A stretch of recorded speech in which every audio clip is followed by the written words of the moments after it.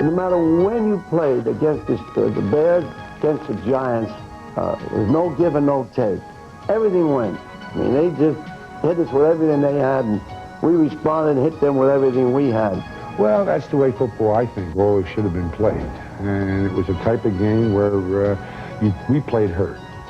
Frank Gifford, Mike Ditka, Y.A. Tittle, Hall of Famers who fought to the finish in an epic at Wrigley Field. This Bear-Giant game is going to be exactly like the 1963 game. Both defenses going to be hard-hitting, tough football like you like to see. In 1985, the Bears again dominated the NFL, flattening the Giants en route to a Super Bowl crown. Today, there's a new wave of battle-tested veterans preparing to square off in face-to-face combat. It's going to be very interesting. It's going to be a knockdown, drag-out. It's going to be a war. Giant Stadium, East Rutherford, New Jersey. We're here for the NFC Divisional Playoff, the 8th postseason meeting of the Chicago Bears and the New York Giants.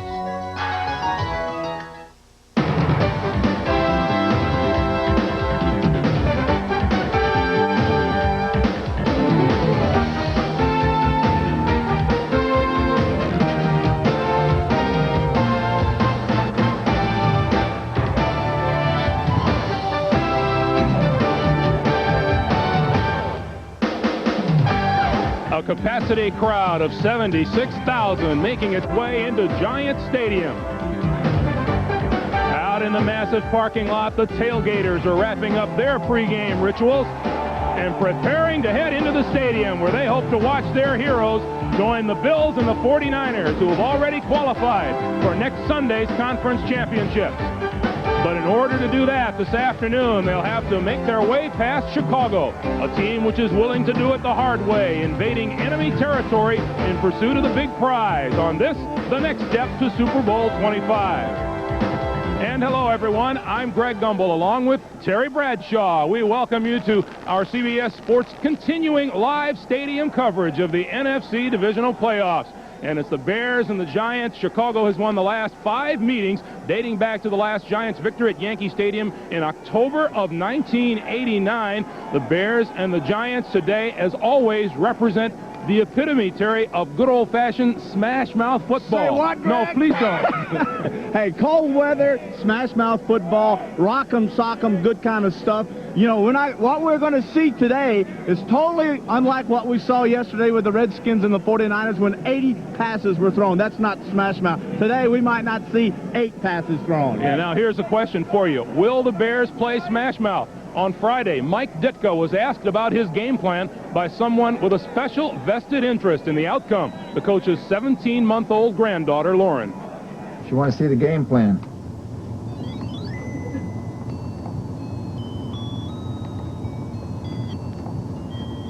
Our game plans are so simple, anybody could help me with them. Line up, run it to the left, run it to the right, run it up the middle, run it to the left, run it to the right, honey. Just run it anywhere. And play the piano.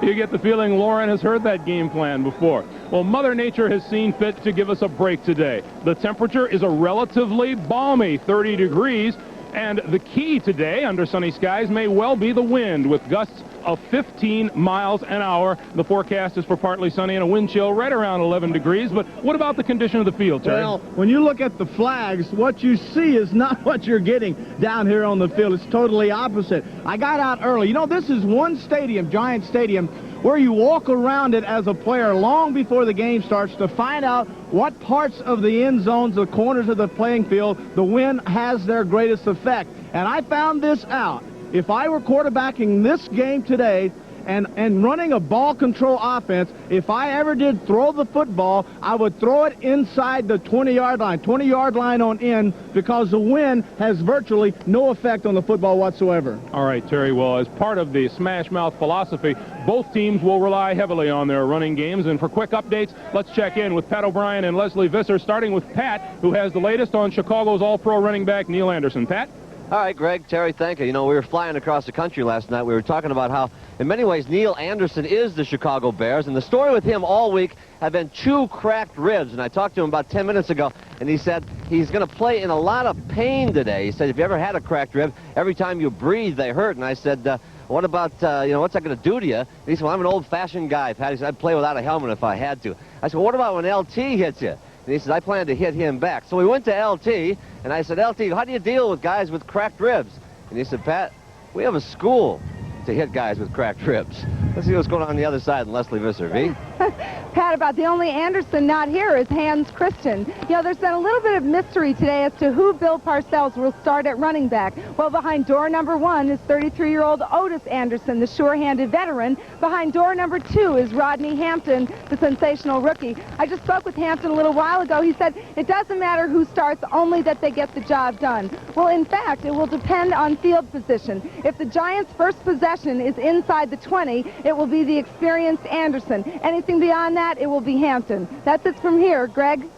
All right, Leslie, thank you. Well, the last time the Bears played the Giants was the opening Monday night game of the 1987 season. Mike Tomczak started in place of the injured Jim McMahon and enjoyed perhaps his finest game of his career, clicking on 20 of 34 passes for 292 yards and 2 touchdowns in the Bears' 34-19 romp. A short time ago, Terry had a quarterback-to-quarterback chat with him.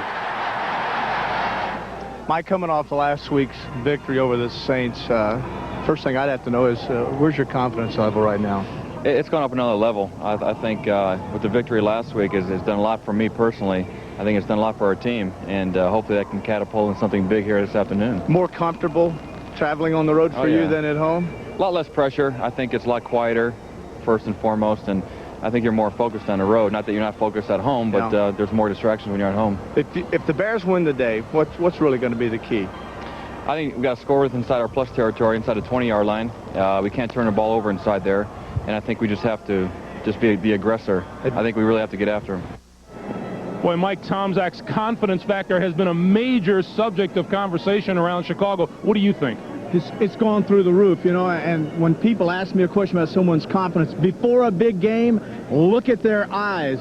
And in looking at his eyes, totally relaxed, the man has seemed like an amount of confidence that he's never had before, and I expect him to play very well today. Well, now, the Bears, the Giants also have a veteran backup in Jeff Hostetler, although this is his first playoff appearance. He's 4-0 as a starter. Your thoughts on Hostetler? Well, he told me, he said, Terry, I went to Bill, said, look, trust me. Don't tie my hands in this football game. When it gets really tight, turn me loose. Don't just make me run the football. All right, Terry. Well, one starter whom we are very happy to report is back with us is our own Pat Summerall. Somehow you just knew that the kicker wouldn't miss a Giants playoff game, and number 88 is suited up once again with his partner John Madden, so let's check in with them upstairs at their familiar perch, and on a very cold day, a very warm welcome back. Patrick?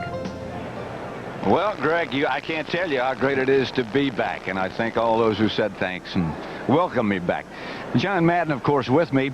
John, these teams sort of mirror each other. They both like to run the football. They both play solid defense. They both know when you ask the coaches that that's the plan. We're going to run the ball. That's what we have to do to win. Let's talk about the Bears. They know that. How do they plan to run? Well, you know, they have a heck of an offensive line. I mean, it's an experienced group that it seems like they've been together forever, and I think it all starts there. Then when you think about the running game of the Bears, you think about Neil Anderson. Neil Anderson is probably one of the best running backs in all of football, so you got to stop him. But I'll tell you one thing. They better not forget Brad Muster, because it seems like anytime the Bears really move the ball, Brad Muster comes up with a couple of big plays. What about the Giant plan? The Bears obviously know they plan to run also.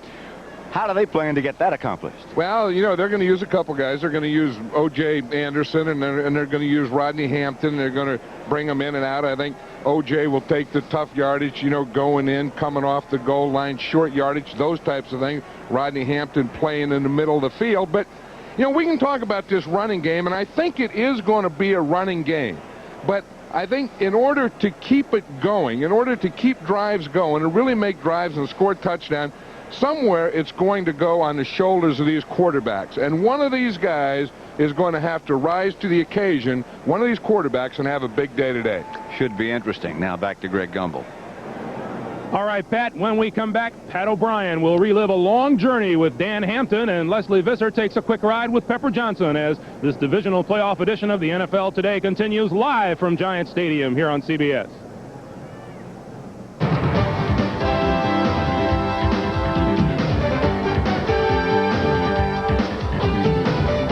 The NFL Today is sponsored by GTE. At GTE, the power is on.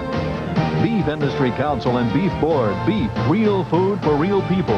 And by Old Milwaukee and Old Milwaukee Light. It doesn't get any better than this.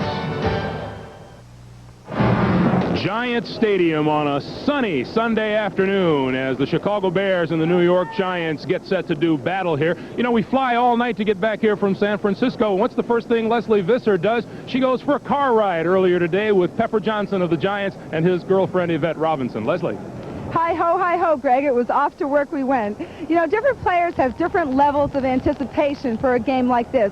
Pepper Johnson said that Bill Parcells, Mr. Psychologist, motivated the team all week by saying that their 13 wins this year mean nothing if they don't win today.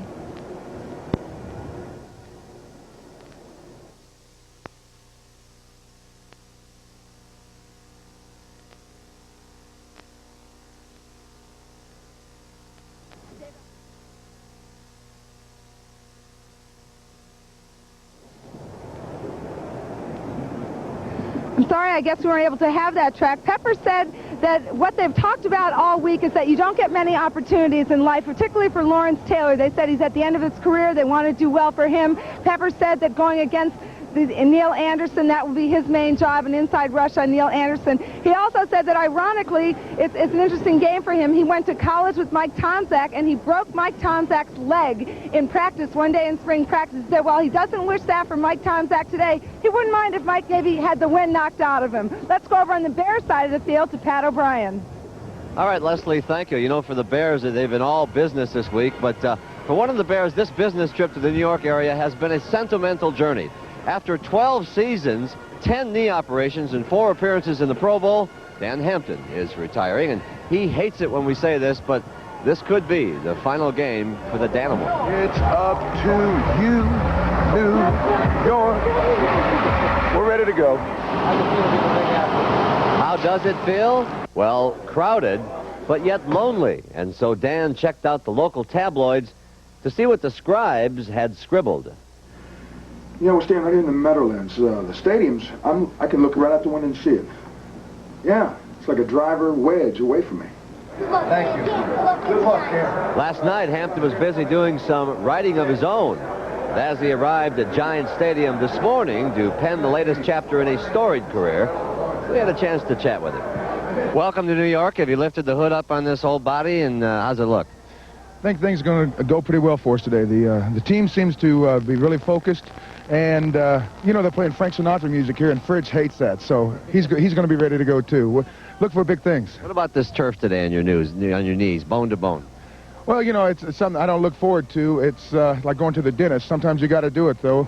For us to get to San Francisco and on to Tampa, we've got to be on this stuff today. Might as well make the most of it. And, you know, so what if I can't walk for 5 days? It'll be worth it if we win. You know, John Madden said last week that if you wanted a poster of one of the poster boy for a poster on a football player, it would be Dan Hampton. We're going to miss him. He had a great career. Incidentally, fellas, I ran into Mike Tomczak, and I said to him, what is the #1 thing you're worried about today? And he said, war. And I'm not talking about this one. Back to you guys. All right, Pat, thank you. When we come back, we'll talk live with the Bears and the Giants starting quarterbacks who won't be starting here today. Jim Harbaugh and Phil Simms will join us when we continue live from the Meadowlands on the NFL Today.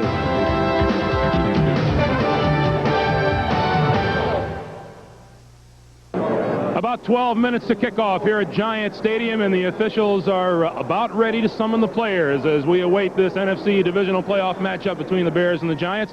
Some would say that the 3 best quarterbacks in the stadium today are here on our set. Unfortunately, none of them will be playing today. Terry and I are joined now by the NFC's top-rated passer, Phil Simms, who guided the New York Giants to the NFC East title before spraining his right foot, and Jim Harbaugh of the Chicago Bears, who led the Bears to the NFC Central Crown before separating his right shoulder. Gentlemen, welcome to the NFL Today. And I don't know if there's any reason to expect this, Phil, but would there be a departure from the Giants' normal approach to football today? Oh, I would think not. I think with the conditions here today and the work we've done all week, I expect us to go and do exactly what we did all year. That's run the ball hard. Jim, we know the Bears do the same thing. Have they ever departed from that philosophy? Well, I don't know about departing from the philosophy, but today they got a great game plan. It might surprise some people, but the weather conditions are great, and I expect Mike and Neil and Brad to have a great game. Well, since you brought that up, let me jump in here on this game plan. Are you saying that possibly what I'm reading is that there might be some more passing? That's the way I would anticipate the answer, that they're not going to run the ball as much, maybe come out and throw the ball a little bit more, Jim? It's a very balanced attack, and the coaches did a great job with the game plan this week. I think it'll be very exciting to watch. Now, I want to ask both of you this, because I know how it feels not to play after leading a football team. How hard is it for you, Jim, Phil, to sit here and watch your backups lead your team into this playoff game? Well, for me, it's very hard to watch, but on the other hand, the next best thing is to be able to watch and have a great vantage point from the field. I'm excited. It's going to be a great game. Well, it's tough, of course, to play all year long, to work all off season, and really at this time in my career, I just want to. This is what I play for, is the playoffs. So it's hard to sit here and watch it, but you know, hopefully we'll go ahead and win the game. And I know, like Mr. Bradshaw, you really enjoy playing in weather when it's this cold, right? Oh, it's wonderful, yeah. Yeah. Jim, Phil, thank you very much for taking the time. Player intros upcoming when the NFL Today continues from Giant Stadium in the Meadowlands right after this.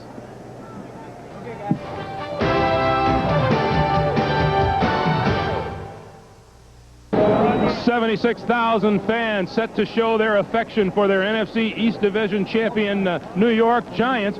Terry, what about tempo for this game? All right, the tempo is going to be set early, but here's the key. I really think the first coach that has the courage to come out and change his game plan, to get away from the run and mix it up, play action, and go to the first one to break that routine, I think, and get the early advantage is the coach that will probably win this game.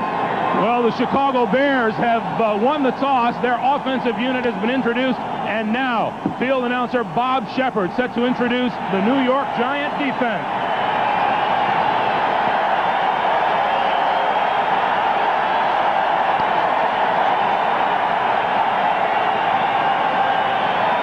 Ladies and gentlemen, the Giants offense.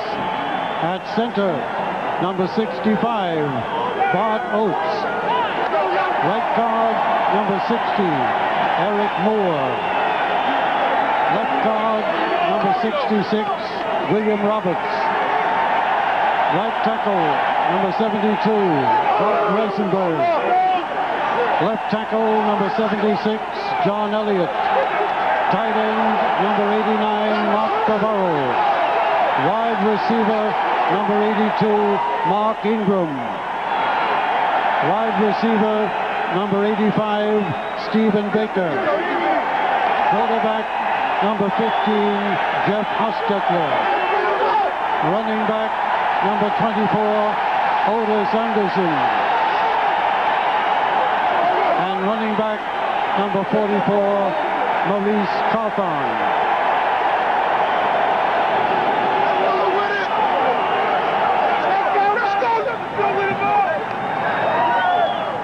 The starting lineups have been introduced. The Bears and the Giants are ready. The crowd is ready, and so are Pat Summerall and John Madden. So right now, let's send it upstairs to Pat and John. Gentlemen.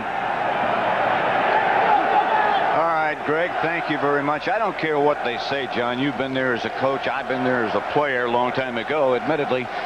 But the emotion, the psyche of the game, whatever you want to call it, increases when you get to the playoffs. So what exactly, if you can describe, what's it like? This is what it's all about. I mean, this is great. 28 teams start. There's only 6 of them that are still active, 6 of them that are still playing football today, and this is what you live for. I know we were talking to Carl Banks yesterday, and he says you drive in on the day of a playoff game and you see the stadium and the butterflies start. And then he said, then you walk in the locker room and it just keeps growing. Then you go out for the pregame warm-up, then the introductions, and he said you just can't wait for the kickoff.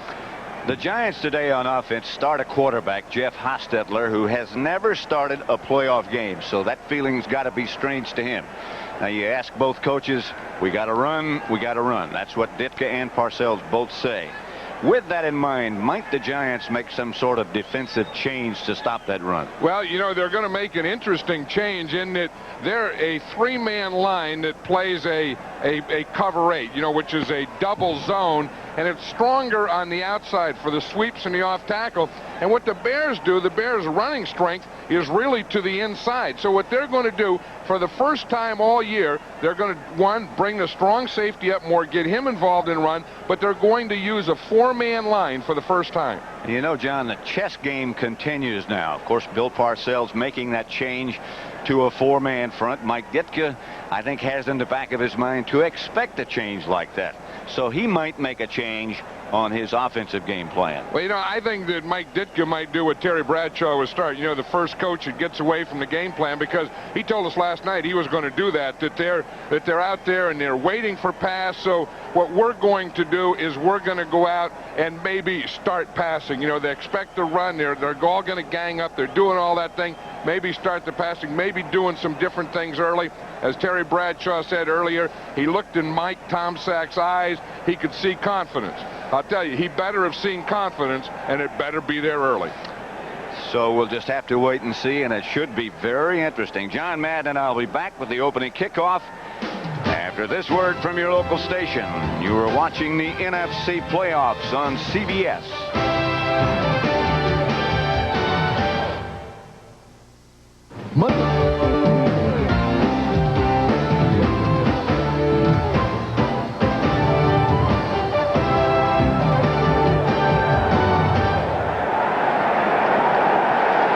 Sold out Giant Stadium on a brilliant afternoon.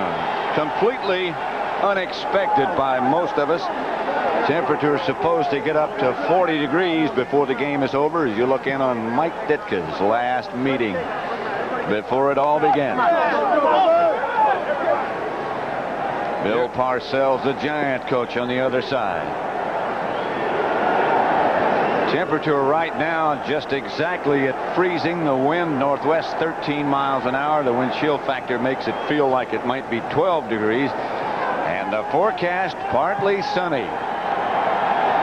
You know, it's interesting. Every time we talk to Bill Parcells and they play in Giant Stadium, he'd want giant weather. He'd want cold, and he'd want snow and blizzard. And he said, you know, with this team that he has, the Giants, against the Bears, he said, it's the first time in a big game of my life I can ever remember rooting for good weather. He thinks that this weather today is an advantage to his team. Well, of course, playing at Soldier Field, Chicago, they're used to the elements. A lot of teams that come in here are not. Johnny Bailey and Dennis Gentry back deep for the Bears. The ball blew off the tee. If it does it again, somebody will come hold it. I think they'll probably come hold it right now. We see Perry Williams there come running in, and he's going to hold it. Again, you want that held. You want it held gingerly. Mike Ditka asked if he thought there was a difference. Said, I think they've got better special teams than we do. Dennis Gentry handles the opening kickoff, and they'll bring it out to the 20 where Mike Tomczak. He doesn't like to be called a backup quarterback, and indeed he was a starter at one time. In front of him, that veteran offensive line that's been together so long, Covert, Bortz, Hilgenberg, Thayer, Van Horn, the tight end James Thornton, and look out for him today. The Bears plan to utilize his talents. Anderson and Mustard, the runners. Davis and Morris, the wide receivers. They both go left. Tomczak. The Giants showing that 4-man line early. And Tomczak gives to Anderson for no gain, maybe a yard. Mike Fox, ever progressing as a defensive player. Pat, now this has to be the surprise here. You see the 4 defensive line here, then you have a linebacker here, a linebacker here, and a safety up here. So they have 8 men up, 4-man line, the first time they'd used that all year. So the Bears could not have expected this. The safety up, Greg Jackson. 2nd and 9, 4 down defensive linemen. They're going to have to throw it against this, and Tomczak will. Pass is caught by Wendell Davis, a one-handed snag. Knocked out of bounds by Jackson. 37-yard gain on the play. And that was the play that the Bears needed. They needed it early. We talked about that. Mike Ditka says he's going to come out passing. Tomczak, we know, needs confidence early. And watch this catch by Wendell Davis, a one-hander. He just goes boom and catches that thing out there. I'll tell you, just watch here. He's just going to come out and run a corner pattern out there. Good pass protection. I think the Giants are in there expecting a run, play and run. Look at the space they have out there. Wendell Davis runs a perfect pattern. The Bears back quickly, send Anderson off to the right side for a pickup of 2. Stopped by Carl Banks.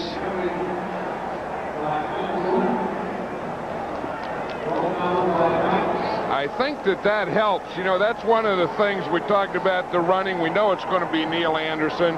We know they're going to mix in Brad Muster. But the thing that really makes the running game go is loosen up that defense. Get them out of that 8-man front so that you can have some room to run. You're never going to be able to if you don't do that. I think that pass to Wendell Davis was big in more way than one. That's Muster in motion. He's a good pass receiver. Here's Lawrence Taylor all over Tomczak. He got rid of it. And the pass is knocked down. Intended for Morris. Everson Walls. Back with Morris. Everson Walls was all over Morris. Let's watch Lawrence Taylor here. The Bears know if they're going to pass, Mike Ditka says, we got to get Lawrence Taylor blocked. They bring the guard out on him in the first play. He misses him. He made Tomczak dodge him in order to throw that one. Mike Ditka was saying last night, everyone says Lawrence Taylor slowed down. He says, I haven't seen it. 3rd and 8. When you talk about a guy who rises to a different level, it would be Taylor when the time comes. A pass overthrown. Intended for Anderson. The Bears will have to punt. Duerson, the ex-Bear, on the coverage that time. You know, the one thing the Bears did do is they got good field position. They're punting now from the 45, so the Giants should have to start inside their 20. Maury Buford, who had a tough time with the wind at Soldier Field last week, back to punt. And Dave Meggett, the NFC leader, is back at the 10 for the Giants.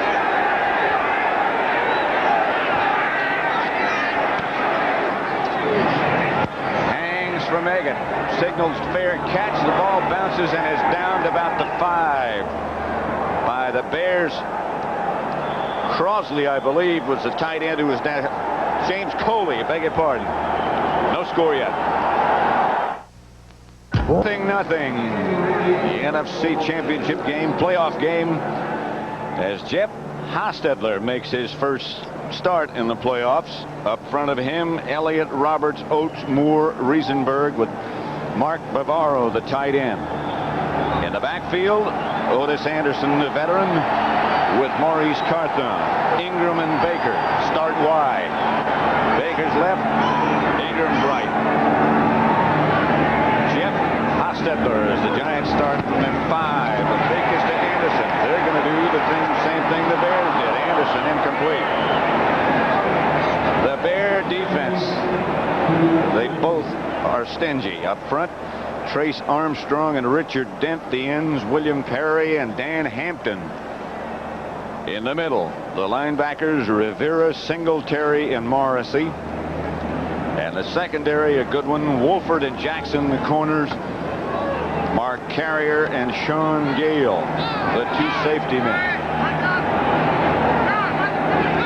They're the heart of that secondary. 2nd down, 10 from the 5 for the Giants. Hostetler. And off to Anderson, hit by William Perry right at the line of scrimmage. Hey, that is running into a wall. You know, looking at William Perry down there, Pat, he looked like he gained 20 pounds since last week. It could just be the white jersey. Store a lot of food in that freezer. Well, watch him right there in the middle. He takes on the guard, pushes the whole thing down there, and I'll tell you, once they run into Perry in that middle, that is the end of their run. I don't think the wind bothers William Perry too much. He will always have his feet on the ground. Meggett in the backfield and Hostetler.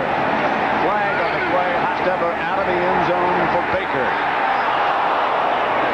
Overthrown, but a good workout. Penalty marker down way back at the line of scrimmage. Marcus Paul was in the coverage. Offside the Bears. Free play for the Giants.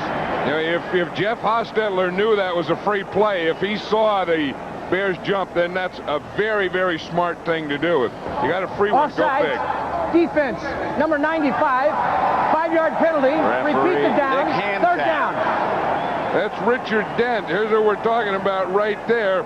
Moving before the ball is snapped. You see right there, he gets in that neutral zone. He didn't look like he got very far in that neutral zone. He just far enough just to be neutral. Right. He went from a 3-point stance to a 4-point stance. Here's Hostetler out of the shotgun, and down he goes by Trace Armstrong. The guy has really developed this year. Loss of 4. See, the other guy that was right there is Dan Hampton. Dan Hampton, we know that's playing his last game if the Bears lose. Going to retire. Trace Armstrong gets in there.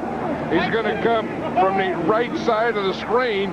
Hampton's coming straight up the middle late. There's Armstrong, and there's Hampton. And here's Landetta about 6 yards deep in the end zone to punt it.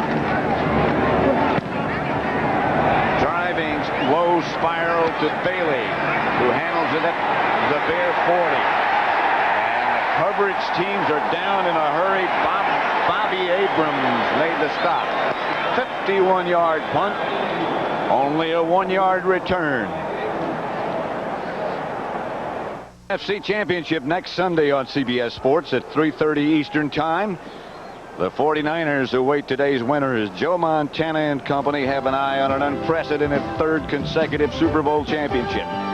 Yesterday against the Redskins, Montana was razor sharp as once again the Niners turned it up a notch or two for the postseason.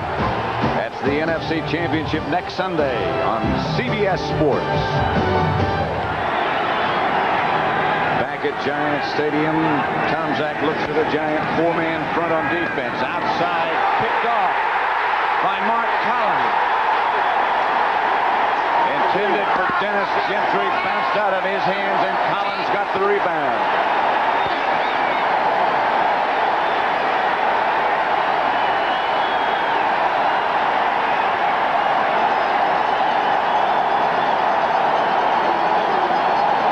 Had great field position here. Dennis Gentry is a big play guy for him. This time Gentry gives up the big play. Goes into his hands, hits his shoulder pads, bounces up in the air, and Mark Collins is right there. Dragged down by Gentry. Hampton in the game as the running back now instead of Anderson. Now he goes in motion. Hostetler sprints right. Screens left to Bavaro. Bavaro out of bounds inside the Bear 30. Knocked out by Vesti Jackson after a gain of 5. This is an interesting thing here, Pat. Bavaro's here. He's going to sneak across there. But Hostetler sells it by sprinting this way and then throwing back across the grain. See, now Hostetler will come out here on what we call a sprint out right, and you see Bavaro drop down. He goes back across the grain to the left. When he fell down, the Bear defense lost him. 2nd and 5. Rodney Hampton, their #1 draft choice, was the deep back. And it is he who gets the carry for very little, maybe a yard, maybe none. Yeah, it was interesting. Bill Parcells was saying the other day that he has 2 running backs. O.J. Anderson, who won't lose the game for you, and Rodney Hampton, who can win it. So who do you play? So what he wants to do is play both. Play Hampton when you're in the middle of the field, where you have a position to come up with a big play, and when you're in short yardage, goal line, inside the 20, those things, play O.J. Anderson. Then on 3rd down, of course, play this guy, Dave Meggett. Ever dangerous coming out of the backfield. Hostetler from the shotgun. Snap from Oates is good. Bears in a blitz, and Hostetler had to unload. That's the thing that they do against Meggett now. When they get him in there, the way to keep him in is to blitz his side. Watch Meggett. He's over here in the right, number 30. They blitz. Ron Rivera comes on a blitz, makes him block. Then they blitz from the other side. So Meggett, one, he's a little guy who you make block, but two, you keep him in the backfield. You don't let him get out on a release. Barr will try from 46 yards away to put the Giants ahead. Long for him, but this one's plenty far enough. Ain't good.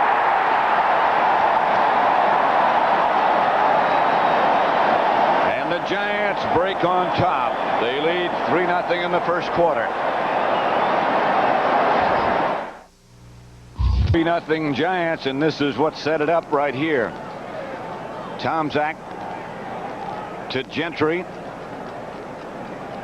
Bounced off Dennis into the hands of Collins. And here's Barr's 46-yard field goal that grazed the inside of the upright and went through good. And now he's ready to kick off in the direction of Johnny Bailey and Dennis Gentry.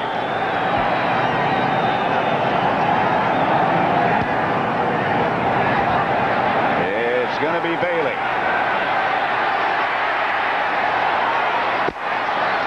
With room. And Bailey all the way outside the 40 to about the 47-yard line. Perry Williams finally tripped him up after a 43-yard return. I tell you, there were some good blocks on that too, Pat, and they're going to occur right about between the 20 and the 30, right there, right there, right there, right there, and those were the blocks that got Bailey out to darn near midfield. Rouse got an excellent block on Renee Thompson. There was a real collision down there. Tomczak, who likes to change the plays at the line of scrimmage, just did. To Anderson. Neil Anderson near midfield. A pickup of 4.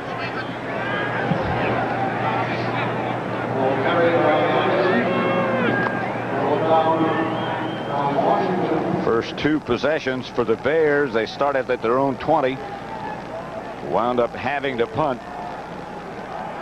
One pass accounted for 37 yards of that 40 in that drive, if you can call it that.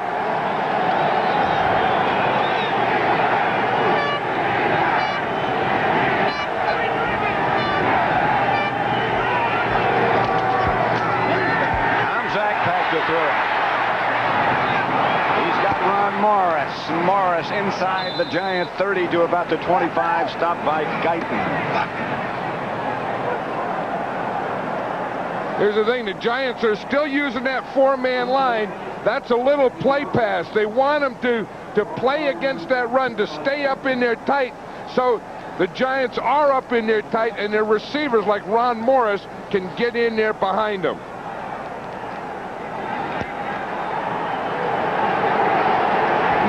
Stuck with it. 1st and 10 Bear.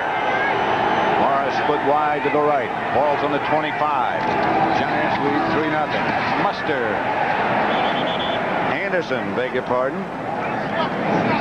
Stopped by Fox after he got 2 yards. You know, the interesting thing is that Mike Fox, the rookie, started in there along with John Washington, and the normal starting defensive left end, Eric Dorsey, isn't part of this, and he's pretty good against the run. You can see that in that 4-man line, it's Marshall and it's Howard, John Washington, and the rookie Mike Fox, number 93. Muster in front of Anderson. 2nd and 9 at the 24.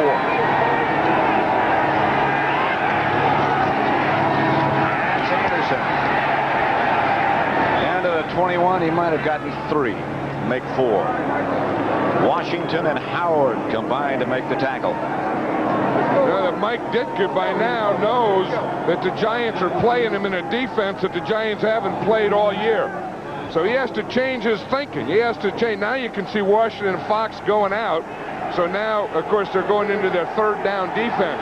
But his run play calling has to be versus a 4-man line instead of a 3-man line. And now they go with 3 wide receivers and Dennis Gentry. It's Kozlowski in motion. Out of the shotgun, it was Anderson. Flag on the play. Anderson cut down by Taylor. I'll tell you, they all say that great players make big plays in big games. When you get them down there and the Bears are driving on you and you need a big play and Lawrence Taylor comes through and comes up with a big play and knocks them for a 7-yard loss on a 3rd down, that's play. Illegal motion on the offense, 2 moving at the same time. Penalty is declined. 4th down. You watch this. We'll see Lawrence Taylor lines up all over. This time he's lining up right in the middle. Watch him come straight up the middle, get the penetration there.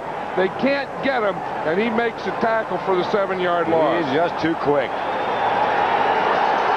Good players have to play well in big games. That's what they said all day yesterday. 4th down, the Bears not trying for the field goal. Tomczak back to fire. Outside to Anderson, well short of the 1st down, stopped by Greg Jackson. And the Giants take over, leading 3-0 in the 1st quarter. 5 minutes, 42 seconds left to play in the 1st at Giants Stadium. And the Giants on a 46-yard field goal by Barr lead it 3-0, and they've just taken over on downs.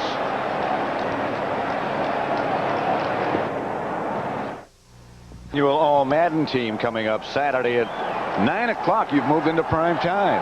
Yeah, I know it. And right now we're still working on the team. No computers this year. The whole team, we got them mixed up. They're up in the blimp now. I got a hunch some of these players will be included. Hostetler just does get rid of it. And Bavaro makes the catch as the Bears were all over Jeff Hostetler. I'll tell you, Richard Dent, watch Richard Dent, number 95. He takes an inside move on Jumbo Elliott. Elliott didn't even go to block him. Either Elliott was looking for someone coming from outside, or Dent went by him so quickly he didn't even see him. That's what it looks like. Watch him on the inside. He just splits a guard and a tackle. No one even touches Dent. 2nd and 1. It's Hampton and Carthon, the 2 running backs. And that's Maurice Carthon, 1st down Giants. He picked up 6.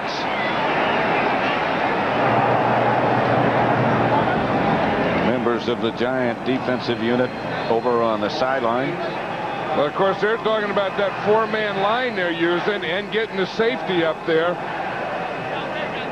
They're really doing what the defense is meant to do, is to stop the run. Now you look on the other side, the offensive line is over there, and they've been talking about this defense that really they haven't practiced against all week. Now the Bears put a lot of people up on the line. 8-3 this was. Hostetler's throw is wild high, intended for Bavaro. Yeah, that's why you have to throw on 1st down, Pat. It's just like you said, that what they do is they're playing the run so strong, they put 8 men up here. You see right in here in the box, they put 8 men. Now, that's ganging up in the run. See, they only have 3 guys playing the pass.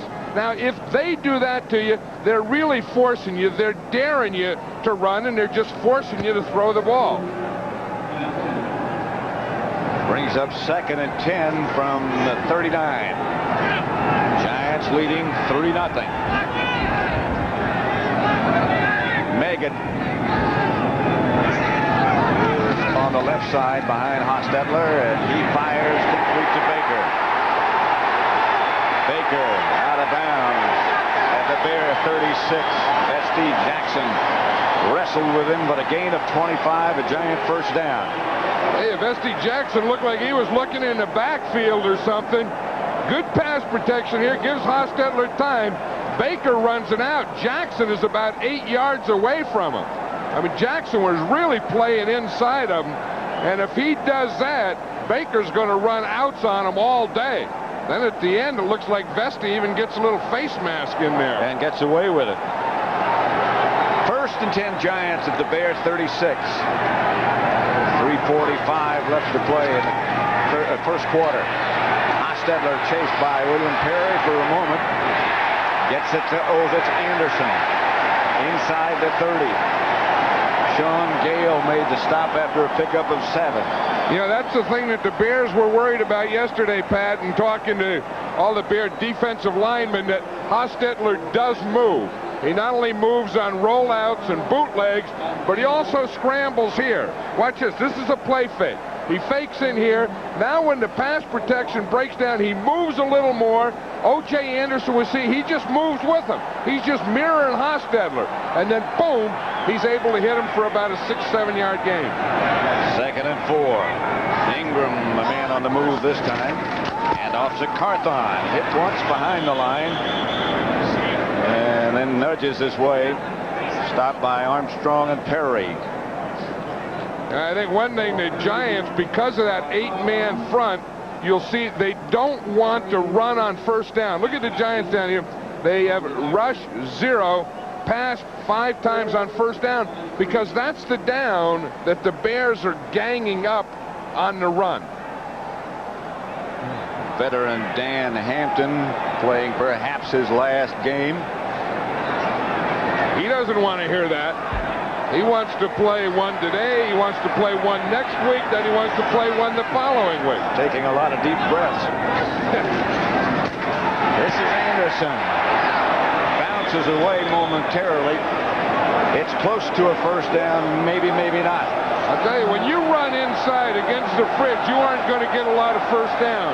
There's not a lot of give in there. No, because most of the bounces go backwards. There aren't many bounces when you run into 72 that go forward.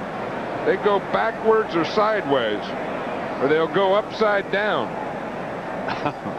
Look at 72 back there. I mean, that's hard. How do you run? How do you like to go up to the line and say, okay, let's run in there. You got to block 72.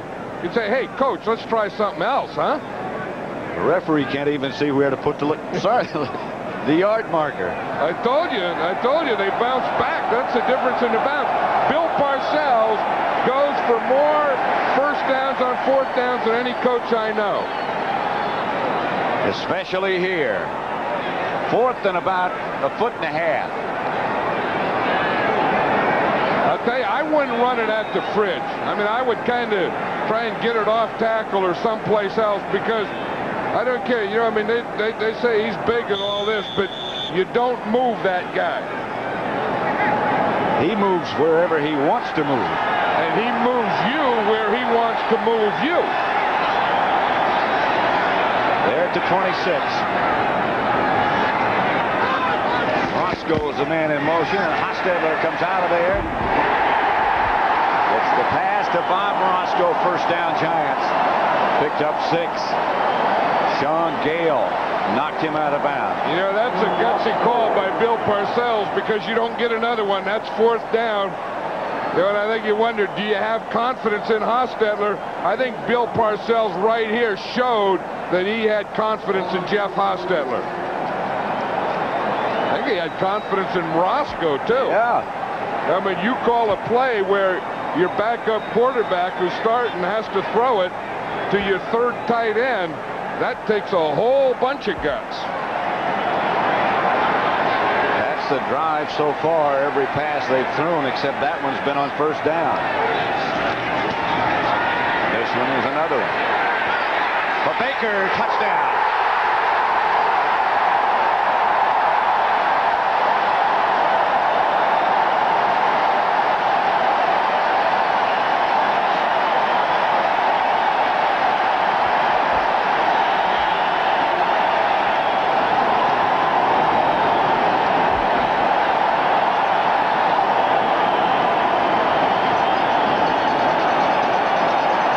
Was one heck of a throw by Hostetler.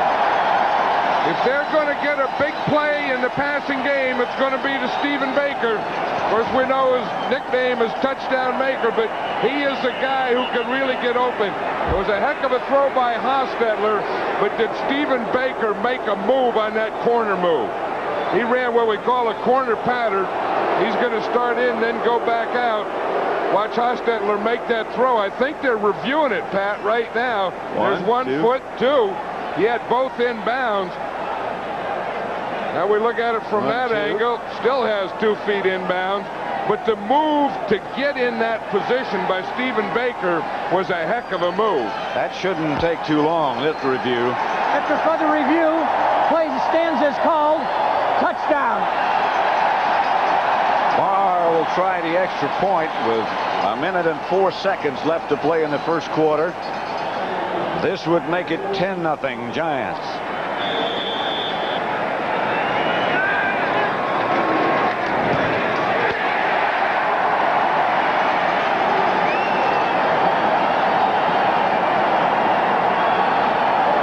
The touchdown maker, Stephen Baker, just put another notch in the gun from Hostetler. Good throw, good pattern, good catch. Okay, and a good call by Bill Parcells there. The thing that made it possible, you have to remember, they got that 4th down situation. And it takes a lot of guts to go for it on 4th down, especially in a playoff game. And then to go for it on 4th down and have your quarterback throw it to a guy named Morosco, that takes a whole bunch of them. As they continue to throw on 1st down when that occasion arises. 10-0 Giants. The winner to play the San Francisco 49ers next week at Candlestick Park in San Francisco. That's a scoring drive and a good one. Great corner move by Baker and a big call by Bill Parcells going for it on 4th down. Johnny Bailey from the 3. Last kickoff return was a good one. David Whitmore. Buffalo over Miami in the snow, 44-34. Game that was much closer earlier. And the 49ers with Montana back on target, as you would expect. Eliminated the Redskins. The other thing in this game, Pat, is the Giants have really changed up. They've changed up on defense. They've passed every 1st down. Now the Bears, conversely, have run on every 1st down. Tomzak up under the center, and again they run on 1st down, and it doesn't work again. Anderson stopped by Eric Howard. I think the Giants came in with a heck of a game plan to throw the Bears off. And, of course, you have to remember now, the Giants had 2 weeks. They didn't play last week. The Bears had to play last week, so they really had an extra week to rest and to get ready. Don't you think also, John, it makes some difference the fact that they don't play each other a lot? First time in regular season since '87. Yeah, and that's probably why a change works better than it would if you were really familiar. To Mustard from Tomzak. Greg Jackson out there with it. Yeah, I can feel this Giant defense. You know, towards the end of the season, they got a little vulnerable, but they are sure fired up in this first quarter. And that's the end of the first quarter. With the score, the Giants 10, the Bears nothing. CBS Sports coverage of the National Football Conference Divisional Playoff game is sponsored by Ford and your Ford dealer. Have you driven a Ford lately? Interstate Batteries with over 180,000 dealers across the U.S. and Canada. And by Federal Express for documents, packages, and freight worldwide. Absolutely, positively the best in the business. A brilliant day at Giants Stadium in the Meadowlands. The Bears Giants divisional playoff game for two teams who like to run it. The first quarter didn't look that way. The Bears got 4 yards on the ground. The Giants got 8.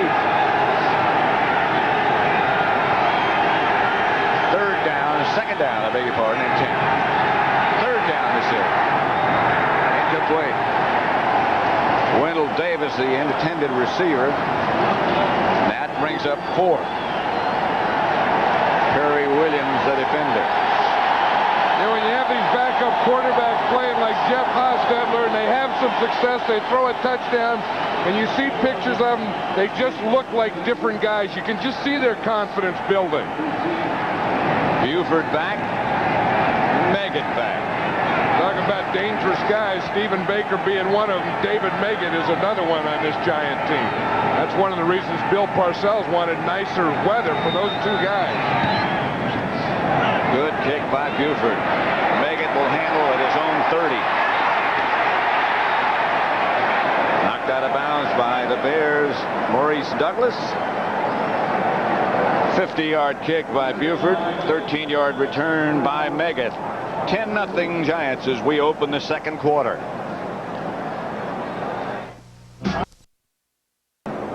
Quarter number 2, and both teams have made some very radical changes from what they've done to get here so far. You know, I like what the Giants have done. I mean, you know, there was all the talk it was going to be a running game. The Giants so far have played a 4-man line. They haven't done it all year. I think that's confused the Bears, and they have thrown so far in every first down. And here's one coming.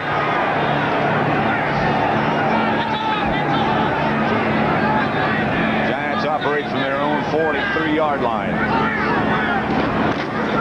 Hampton got about 3. Stopped by the other Hampton and Mike Singletary. That would be Dan Hampton. Cold, but not cold for this time of year. And a bright day at Giant Stadium in the Jersey Meadowlands. Yeah, I think Mark Bavaro had to block Dan Hampton on that play because after the play they were both talking. You know, there was rumors or talks in the papers in New York this week that Mark Bavaro may retire after this season. Of course, we know that Dan Hampton is going to retire. 2nd and 7. Hostetler back to throw, hitting the ball knocked loose. Looked like the Bears came up with it, and they did.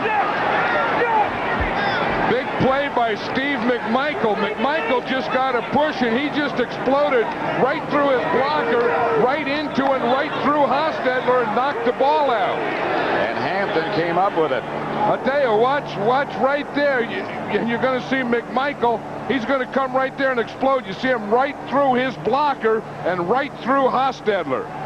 William Roberts was blocking against McMichael, and he threw the whole batch of them into the quarterback.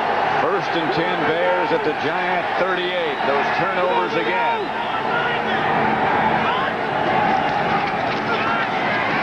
Muster to about the 30. Gain of 3, stopped by Leonard Marshall. I think one thing that the Bears could probably steal a page from the Giants here and start throwing some passes on first down. You know, don't wait for that 3rd down or that long yardage to be passing. There you can see a shot of the Giant 4-man line. Again, the first time they've used that all year. 2nd down and 7. Tomczak back to throw, chased. Fires, picked off almost by Mark Collins as the Bears' intended receiver slipped down. I think it was Morris. No, Wendell Davis. Yeah, Wendell Davis was down there. He was down there about the 5-yard line. You see him, number 82. He's down in the ground already. But it looked like he tried to slow up or stop to come back for the ball. Mark Collins had control and everything.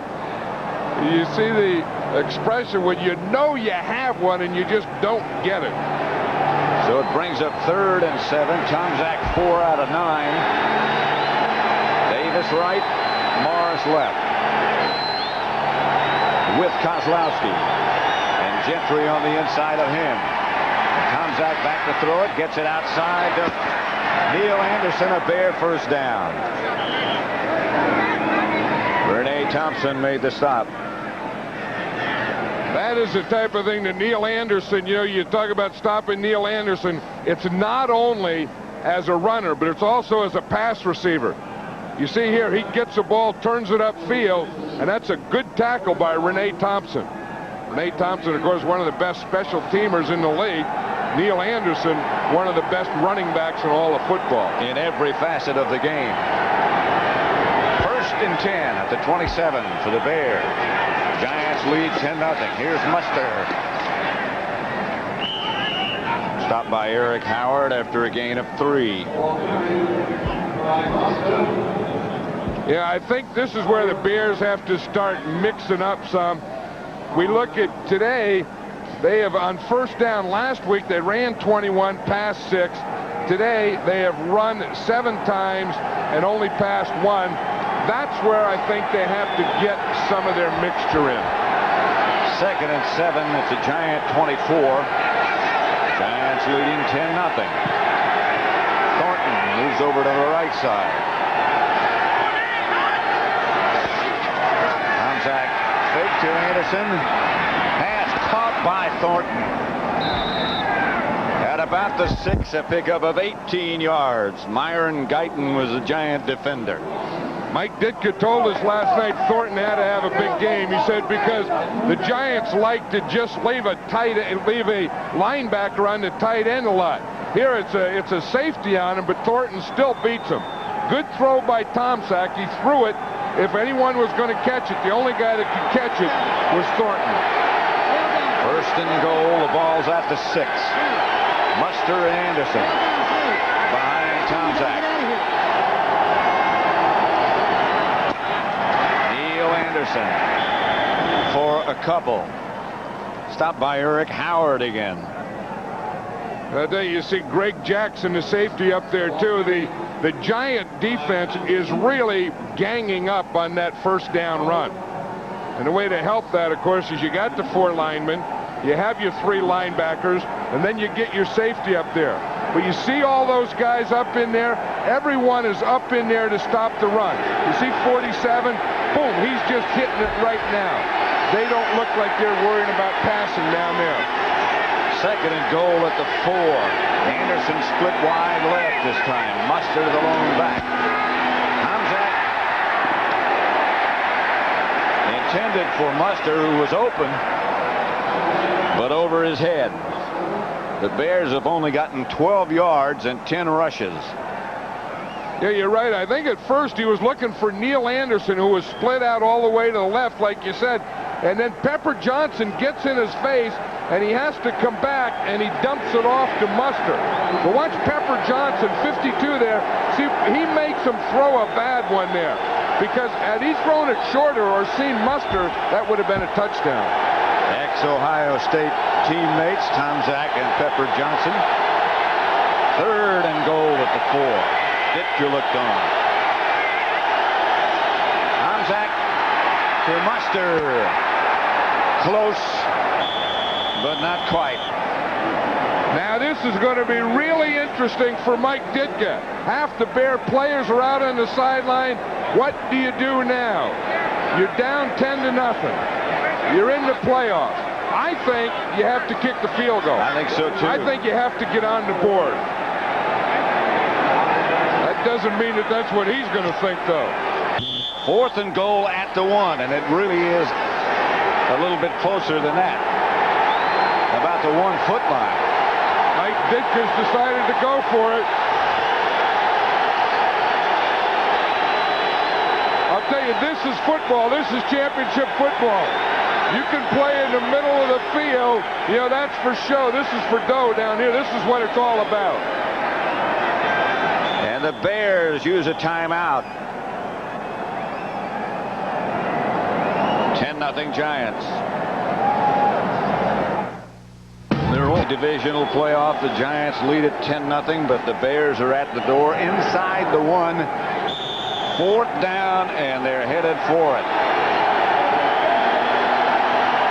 This could be the whole game here, Pat. I think if the Bears don't make it here, it could be a long day for them. If they do, we got a heck of a ball game. Anderson and Muster behind Tomczak. Coley in motion. They all make it.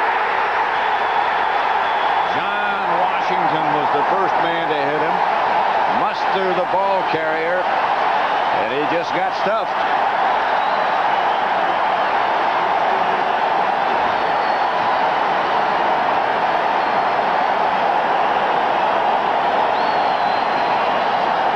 One they'll think about for a while. Yep, they went to the well. I don't know that you challenge the defense at home. I've always been a firm believer you get the score on the board. Watch number 73 here. He gets penetration. He's up. Mustard doesn't have a chance. Pepper Johnson hit him so hard he knocked his helmet right off his head. And then he kept playing. Did you see that? You see Pepper there? Number 52, boom, he gets hit. The helmet goes flying off, and he jumps on top of the tackle. Anderson and Carthon, the running backs. There's Carthon in motion, and notice Anderson breaks out of there to about the 7. Sean Gale tripped him up. A gain of 5. Here's the way, after you make a call to go for it on 4th down, these are the feelings you had. You try and help that thing in there, but he could tell from the minute that play started it didn't have a chance. It never did. 2nd down. There's a guy. Pepper still doesn't have his hat on. That's all that's left is a piece of cloth. He hit him so hard he knocked everything off except that little piece of cloth. And the helmet disintegrated. 2nd down, and the Bears answer this time. McMichael hits Maurice Carthon along with Richard Dent.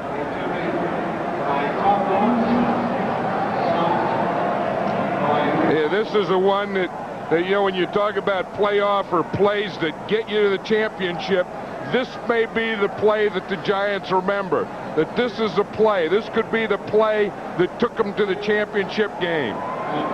Watch Pepper there. When the hat goes off, he still wants to get a headbutt in there. He not only jumped on the pile, but I like he led with his head. On 3rd down, Anderson stopped in the backfield by Richard Dent. The Giants will have to punt, and the Bears should come up with reasonably good field position again. Richard Dent signaled in the special teams, okay, come on in, special teams, do your job, and then offense, you get in here because you're going to get the ball back again with pretty good field position. Richard's doing more and more coaching. Remember the last time Sean Landeta was back in this position against Chicago? In Soldier Field. The wind was really blowing that day, and it was cold, and he missed the ball. Not one of his best. Bailey signals fair catch at the 35, a 29-yard punt. Yeah, that is not one, as you say. That's when he has plenty of room to let it all out, and he didn't get it all out. 10-0 Giants. It's the kind of hitting game we expected. Here the Bears are at the goal line going for it on 4th and 1. Let's listen.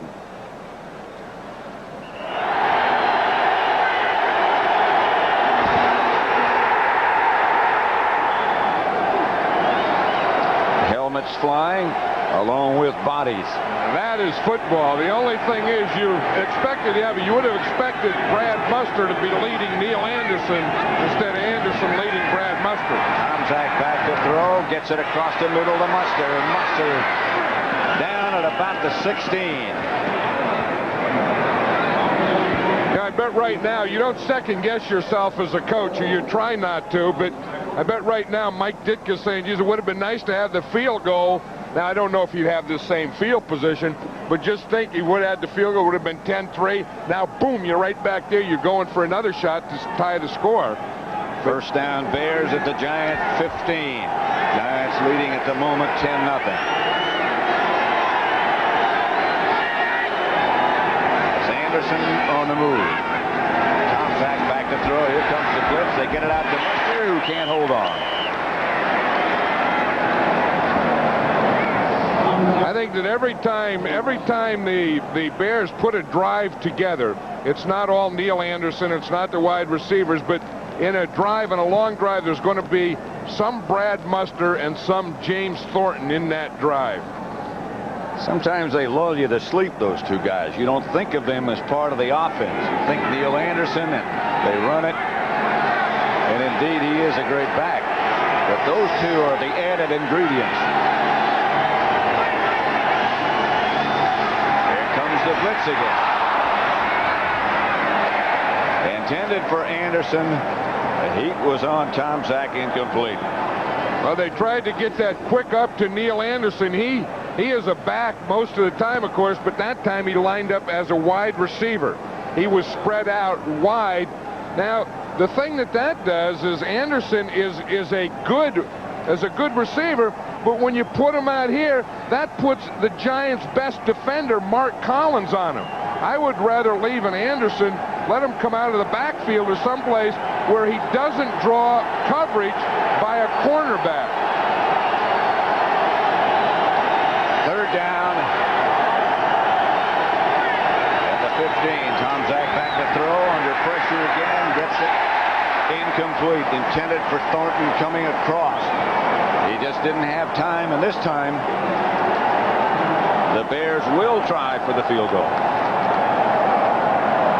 I like the way this Giant defense is playing, though. I mean, they are really coming. They're not giving Tomczak any lanes to throw in. I mean, that was a bad throw. He threw it high, he threw it behind him, but they're pressuring him all day. They're pressuring him, they're hitting him, they're knocking him around, they're always on him. Here's Kevin Butler from 33 yards out with Tomczak holding. Butler with plenty of room on that one. Gets the Bears on the scoreboard. And with 6:17 left to play in the first half at Giant Stadium, it's 10-3 Giants.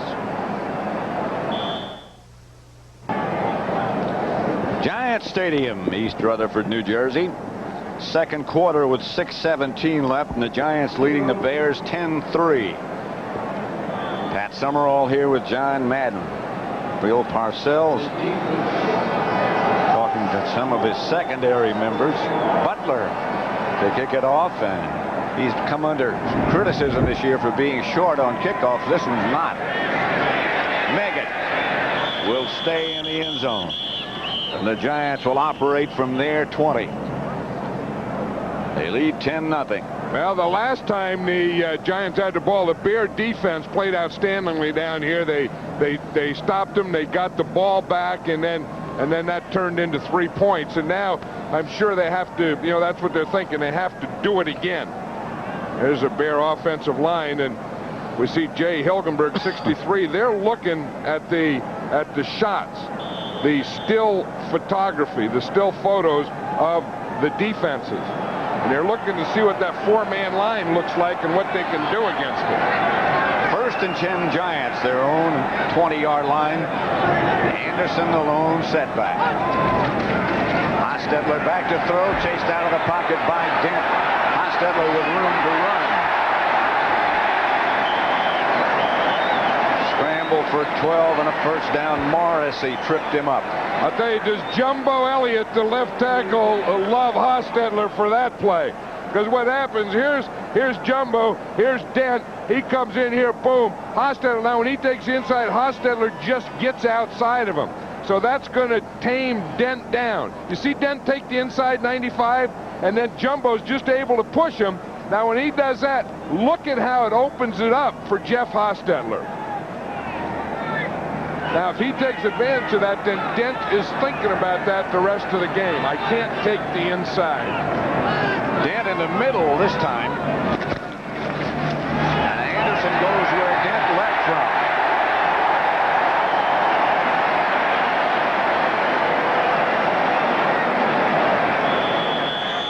Ron Rivera finally made the stop. As Rodney Hampton. And the early report is, Pat, that he has a fractured fibula. And of course, he was the guy that, was going to play such a big part in this game of spelling O.J. Anderson. Well, if that's true, and now it's been confirmed, obviously he won't be back. And O.J. Anderson was telling us yesterday how proud he was of Rodney Hampton, and he said that he was doing things, running the football that O.J. could just remember doing. He said it kind of brought a smile to his face watching Rodney and remember when he was young and able to do those things. But he's still talking about next year and another 1,000-yard season. He's not ready to say goodbye yet. No, he's gained over 10,000 yards, O.J. Anderson has, and he's talking about a goal of, well, if you get 10,000, I'd like to go for 11,000. And who knows? and 10. This is Anderson again, and again you're going to get good yardage. Sean Gale made the tackle. He got 9. Yeah, this has been a good matchup here. Richard Dent, one of the best pass rushers, defensive ends in the league, against Jumbo Elliott. Watch it here. 95 is Dent. Elliott, of course, is the left tackle there. Watch him. He fires into him, turns Dent to the outside, and then puts him on his back. That is run blocking. That's what, the old line coaches, you call that drive blocking, man. They got to be able to drive block. Anderson again, Giant first down.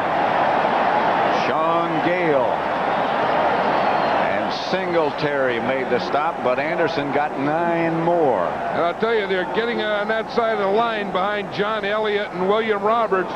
They're getting good blocking in there. They have some help from the tight end, Bob Roscoe, who caught that big 4th down pass.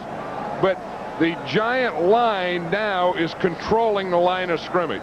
1st and 10. The last 4 plays for the Giants have been runs, and they've gotten 39 yards. Most of it, all of it, in fact, by Anderson. Well, I'll take that back. There was one scramble by Hostetler. Anderson left side in, and again yardage. Stopped by Singletary, but he got 4. Oh, and Richard Dent's getting frustrated. He and Jumbo Elliott are going after it after the play. I'll meet you right here. Yeah, he's saying right here. Of course, he remembers that drive block that we showed earlier where Elliott took him and put him on his back. And I tell you, if you're a defensive lineman, that's one place that you don't ever want to end up. You never want the back of your uniform dirty.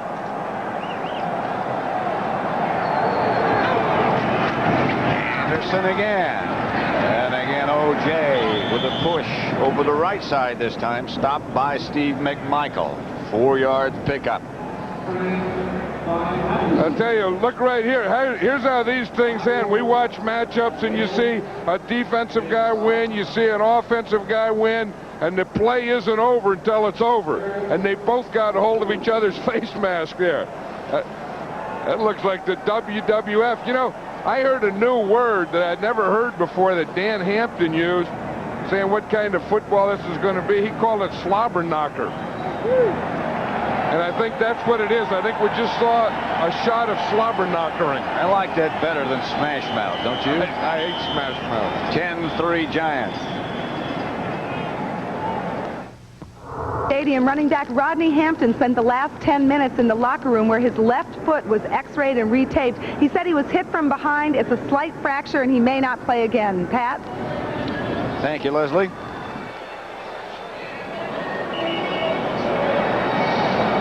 The Bears have 2 timeouts left. The Giants 3.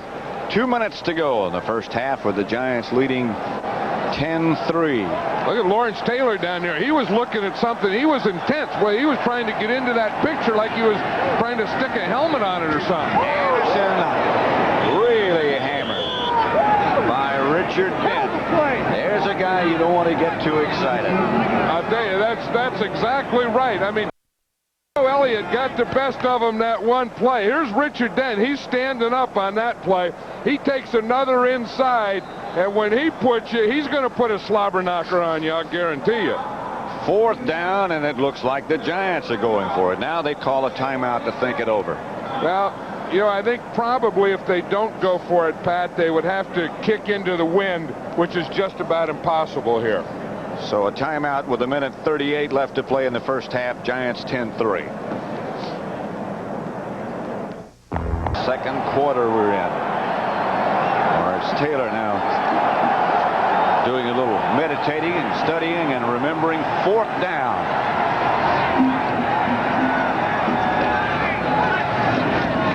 A fake to Anderson. Hostetler on the rollout with room. First down. Hostetler down to about the 23. Pickup of 10.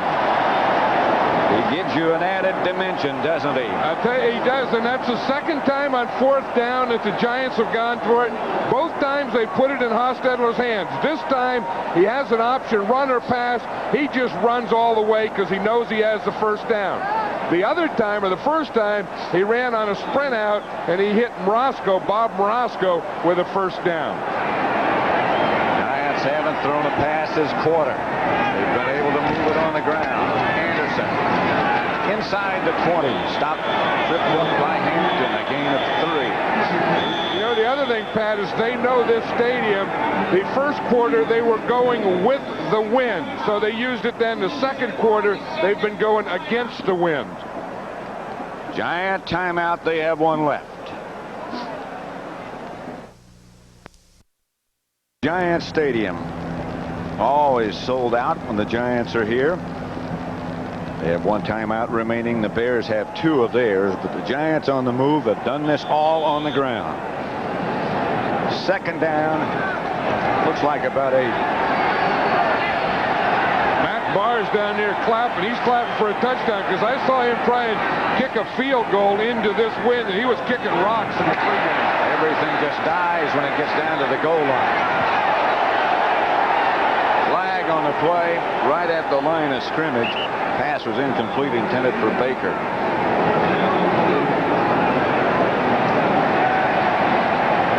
It's against the Bears.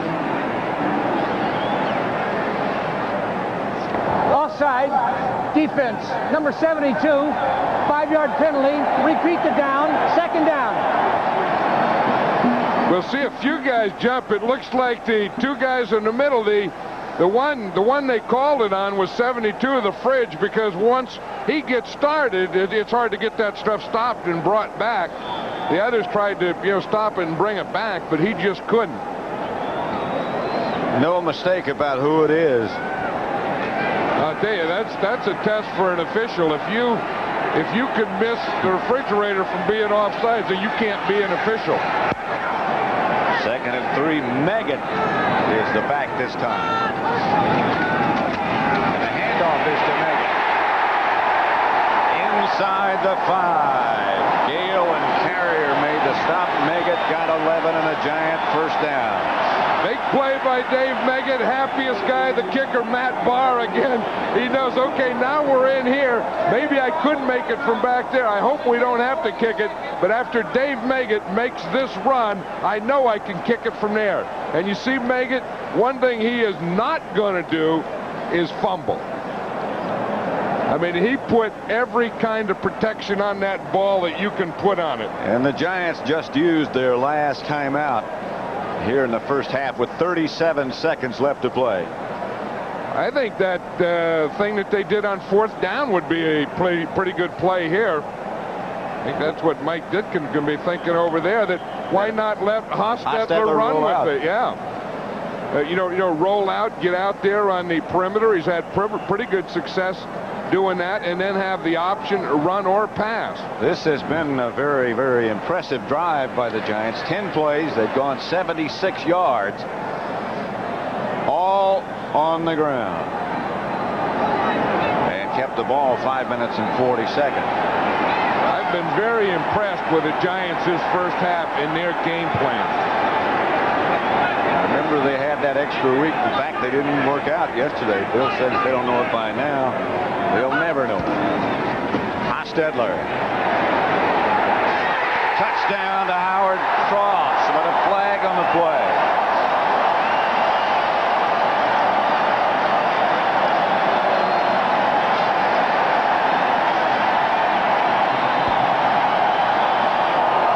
Holding. 5 yards out. Defense. Holding on the defense. It is a touchdown. Well, they did exactly what we were talking about. The first 2 times they rolled out to the right. That time Hostetler went to the left. And the only pass in that entire drive got him a touchdown. Watch him. He's going to fake the run to the right. Then he's going to come out on a bootleg to his left and find Howard Cross, number 87, in the end zone. Barr's extra point is good, and it's 17-3. A flag on the extra point. Hey, Jeff Hostetler is really cool. You talk about a backup quarterback, and you'd think that he'd be nervous and all We that. have offside on the defense. The point is good. We will penalize 5 yards on the kickoff. Hey, you watch watch this from behind. You'll see how cool he is. Watch, he makes that fake to O.J. Anderson, then he comes the opposite way. That's called a bootleg. Watch, there's going to be hands and arms out in front of him. Boom, he just throws it in there to cross in the end zone. In fact, there was one arm up around his neck. That was Richard Dent.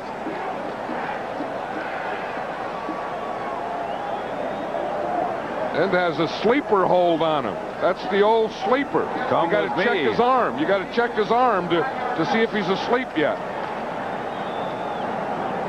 Hostetler is not playing like a guy who is not a starter. He is playing like a cool veteran guy who's been starting in this league for 10 years.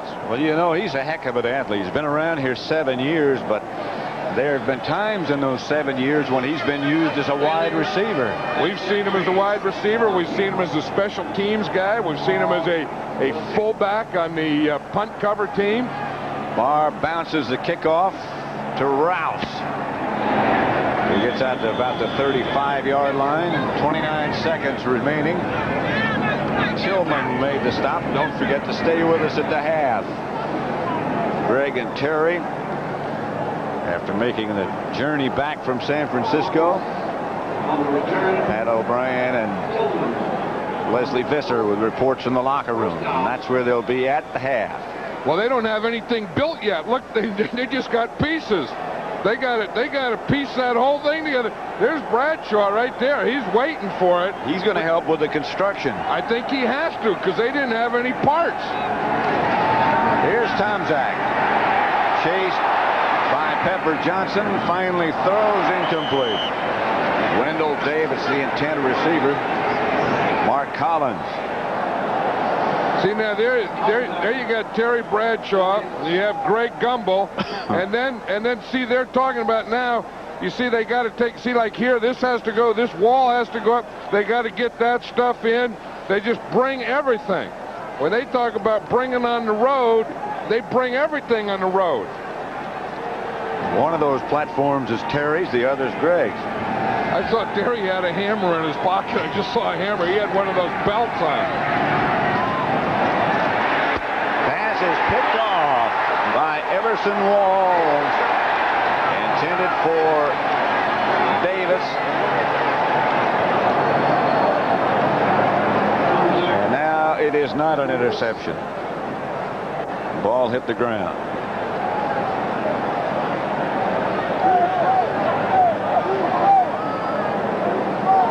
That was still a pretty good play. He did drop it. It went right through his legs, but went right through his hands and his arms and his legs. But that was pretty good coverage. They know, of course, that the Bears have to just throw a deep one with just 15 seconds left. 17-3. The Giants lead the handoff on a draw play to Anderson. Clock still running. Lawrence Taylor on the stop. A gain of 9, but that is the end of the first half. Maybe. I think the Bears took a timeout. There's that crew working. Now, I don't see Terry and Greg in there. No, they hand the hammers to the other guys, but they thought the clock stopped, and they said they're going to have to take it apart again. You got to get that off the field. Because the Bears, of course, they have 3rd and short here, and there's 5 seconds left, and they're going with the win. See that? You can do anything in a matter of time. 5 seconds, you can put the whole thing up there. Then at halftime, they'll look like they've been there the whole time. And Bradshaw and Gumbel are what you call foremen. Yeah, well, no, yeah, they held the tools though too, because they carry, those two guys carry tools wherever they go with them. I watch them and I see them. They always have, like that belt they put around their. Yeah. Both of them always have one of those. You can put everything in there. Leslie Visser carries the tools too to help put the thing together. She's back by the locker room right now. Here's Tomczak, gets away from one. This time, that's the end of the first half. With the score, the Giants 17, the Bears 3.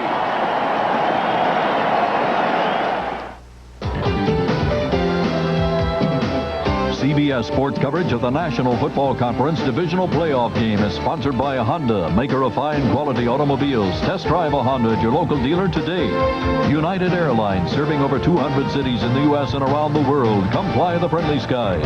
And by Miller Genuine Draft, cold filtered for real draft taste. So get out of the old, get into the cold.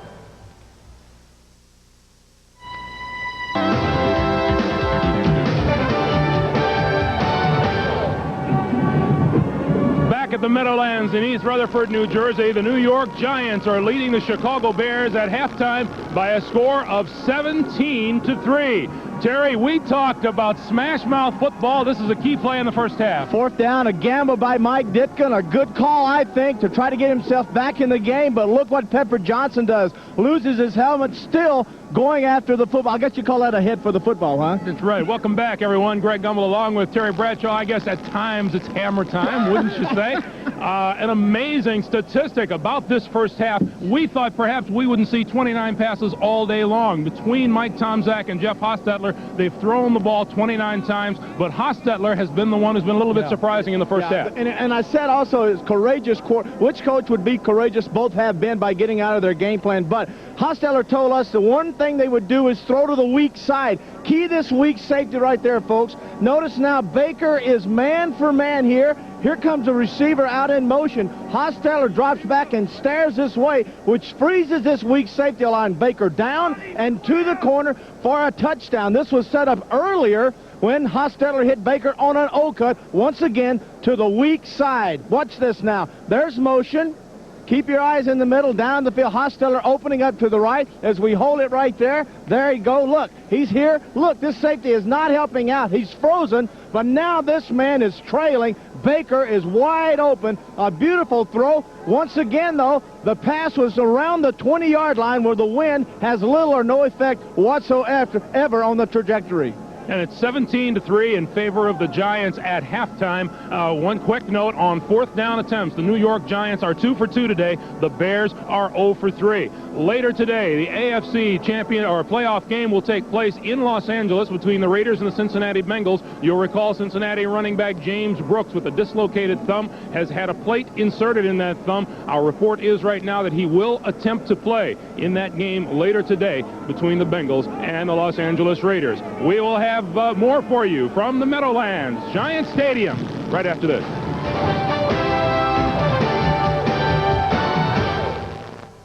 Against the 49ers yesterday, the Bears started well, but it's the Giants who are leading now at halftime. As to what the Bears might be thinking right about now, let's check in with Pat O'Brien. Pat? Hey, Greg, thank you. I've been around a lot of locker rooms in this situation, and the Chicago Bears show a little cause for concern, but no panic whatsoever. I walked in with Mike Tomczak, and I said, what do you got to do? He said 2 words, Pat, running game. They've got to get Neil Anderson back into this ball game, 9 carries, 15 yards.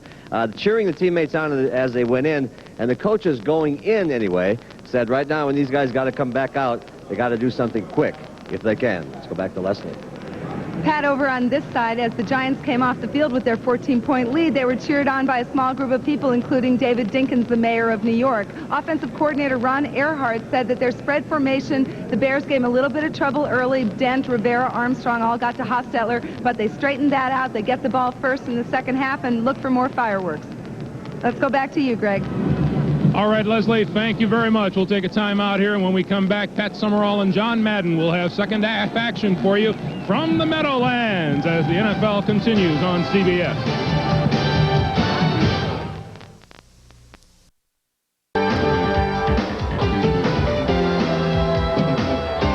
CBS Sports coverage of the National Football Conference Divisional Playoff game is sponsored by today's Chevrolet, who invites you to see why more people are winning with the heartbeat of America. Budweiser, with that clean, crisp, cold taste, nothing beats a Bud. And by UPS, now offering 10:30 a.m. guaranteed overnight air delivery. Back at Giant Stadium, Pat Summerall, John Madden, the Giants leading the Bears 17-3 as we're just about ready to start the second half. And I think you have to be impressed, number one, with the Giants' game plan, and number two, with the way they were finally able to run the ball that entire drive to give them that second touchdown. Well, you know, in the first half, I think the Giants just came out here. They looked a lot fresher. I think they just physically have beaten the Bears in that first half. I think that last week took a lot out of the Bears. That Saint game, the Giants didn't have to play. They looked fresh. They looked very sharp. I like their game plan, and I like their execution. I mean, they have just beaten the Bears to the punch. What do the Bears need to do about that? Well, I think the thing that would help them is probably to get the win and then do something. But if you look at what they did today, they've only rushed for 23 yards. That has to go way, way up. And then you can see third down conversions, only 1 out of 7, and 0 out of 3 on fourth down conversions. That's what's been killing them. Bouncing kickoff to Ingram, who is hit at about the 35 and flung to the ground by James Rouse, and a flag comes down. I know one thing, you talk about playoff and you talk about urgency. That's what the Bears ought to be thinking about there at halftime. We need emotion. We got to go out there and whip them, because if we don't, our season is over. The winner of this game goes and plays the 49ers for the championship. The loser goes home. It's the finality of the whole thing that's part of it. And sometimes you're a coach.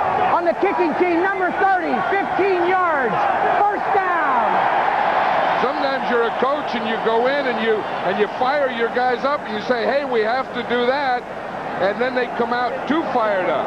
Now that tackle I think was fine. It had to be something that happened after the tackle. There was a little shoving going on after that. Yeah, because they couldn't call a 15-yard penalty on that tackle. In any case, it's first down, Giants at midfield. They lead 17-3. Anderson and Carthon are the running backs, and here's Hostetler with the win, back to Baker. Incomplete. Vesti Jackson back with Baker.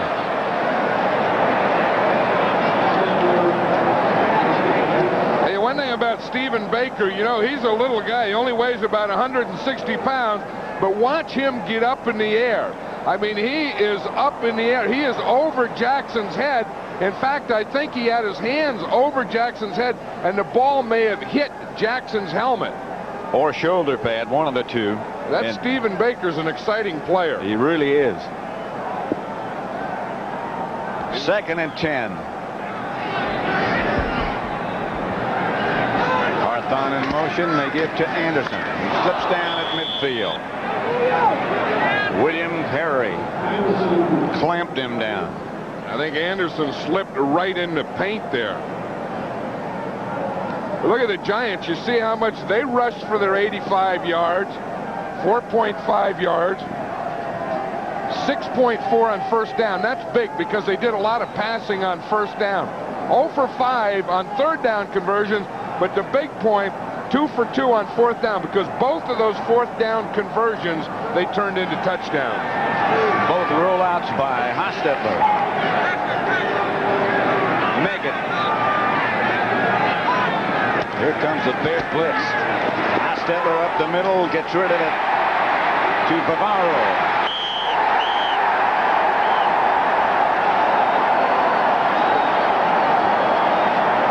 Steve Jackson knocked him out of bounds. He's close to a first down. I don't know if he got the first down or not, but if he did, this was one great effort by Mark Bavaro. Pretty good effort by Hostetler getting him the ball. But look here, he looks like he should be tackled, should go out of bounds there, but he made that one lurch to get the first down. Now it's going to be interesting where they mark it here. They gave it to him.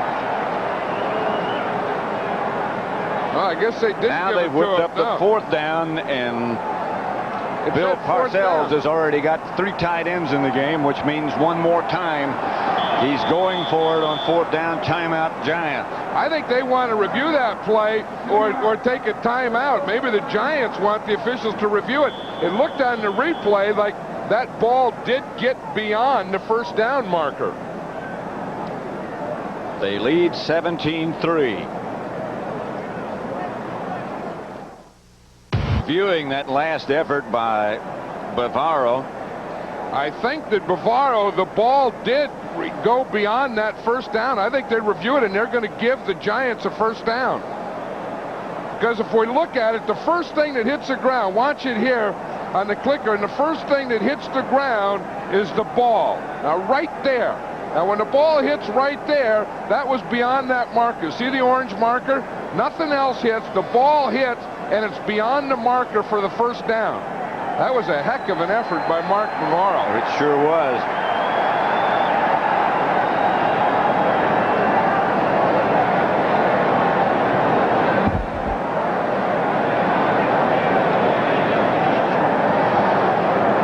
You see right there, it's right in front of the hash mark. You see, that's where it has to be.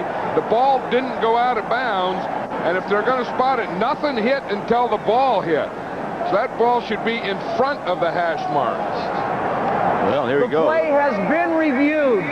We have respotted the ball. We're going to measure to see if we have a 1st and 10 or a 4th down. Mike did now, my question. Hates his review. My question is, why did he take it to the other side of the field to mark it?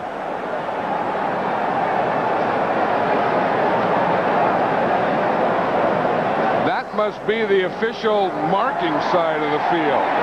They're going to call it a 1st down.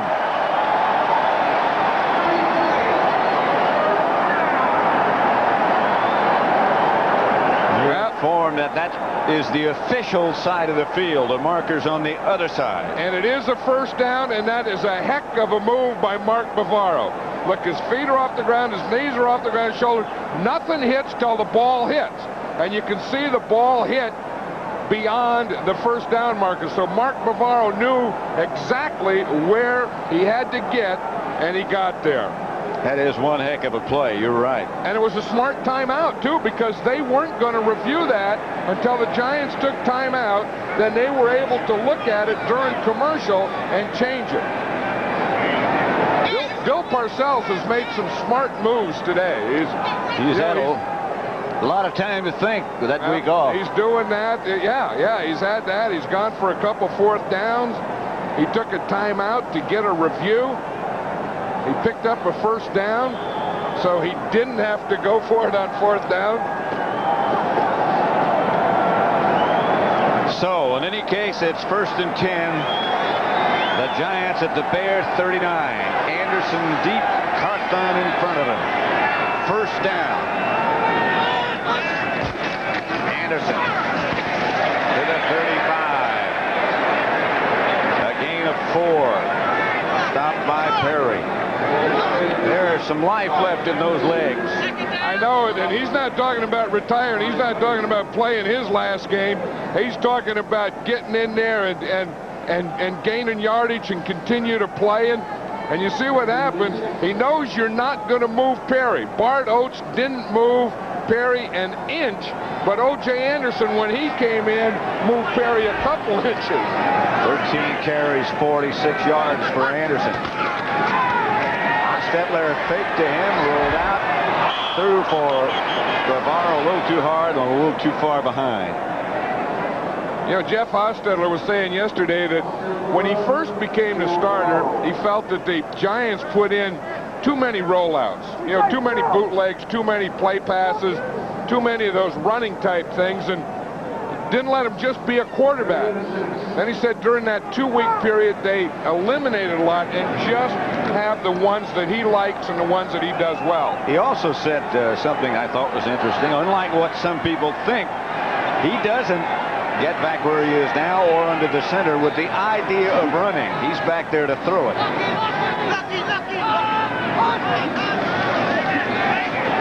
Hostetler, incomplete. Again in the direction of Bavaro, but again, the Bears applied the pressure. Morrissey was the first Bear there. Yeah, Jim Morrissey came in and he knocked Hostetler right into the carpet.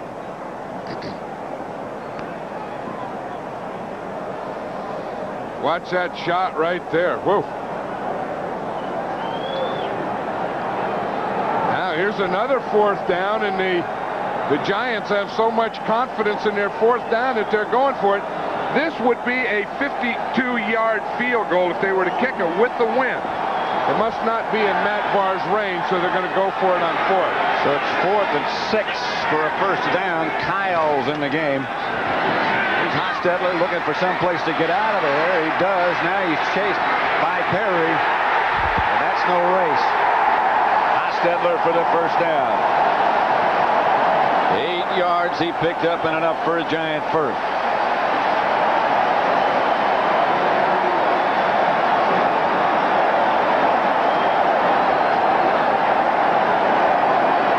Two things that kill a defense is speed by wide receivers and a running quarterback. You just think of the different things that he gives you. Watch this. Hostetler, this isn't going to be a run. The others were bootlegs and runs. There's nothing open. Meggett was covered. He starts to the middle, bounces out. Now he has to outrun the fridge. Can he do it? Yep. And when he does it, that gives him the first down. 1st and 10, Giants at the 26-yard line of the Bears. Hostetler back to throw. Complete. And that's Baker out of bounds. Covered by Vesti Jackson. That's another Giant first down. I'll tell you what, if you can throw like this with the wind, get some points here, then the Giants will be in great shape going against the wind in the 4th quarter and just playing strong defense. And they've been able to run it to go along with that. I'll tell you, Hostetler has really impressed me today. He was talking about throwing into the wind or with the wind. He said the big thing is grip. You don't want to grip it too hard. You just want to get the right grip. He's had the right grip today. Anderson, the lone setback. Anderson twirls down inside the 10. A pickup of 7. Mike Dick is realizing right now that he's getting an old-fashioned whipping. I mean, they're doing it with you know, we talked about a great game plan, but good mixture. But then it's not just calling, it's not just going for it, but it's making holes like this. It's making runs like this.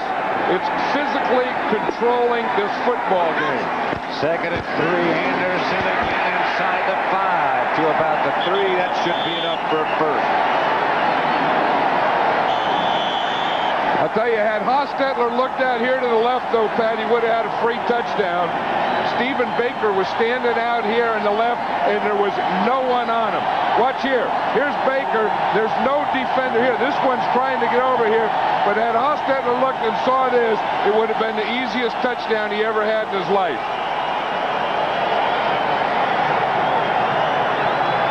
Of course, when you get down there, they're just pounding it in there anyway. They're just having fun. You beat on them for a couple of quarters, and this is the fun part of the game.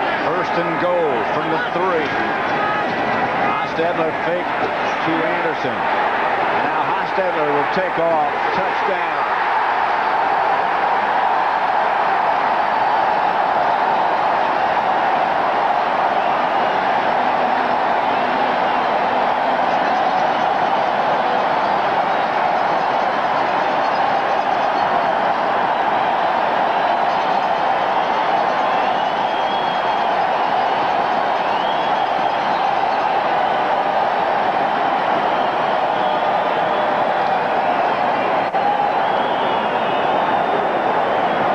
Hostetler will hold for Matt Barr's effort at the extra point.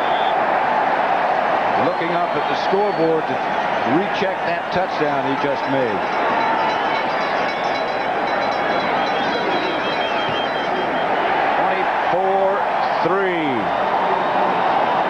Barr's extra point is good. The Giants lead 24-3 with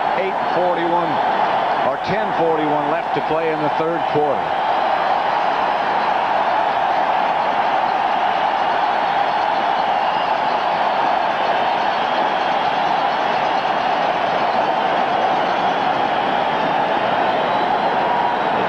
In control, led by Hostetler. Did you know?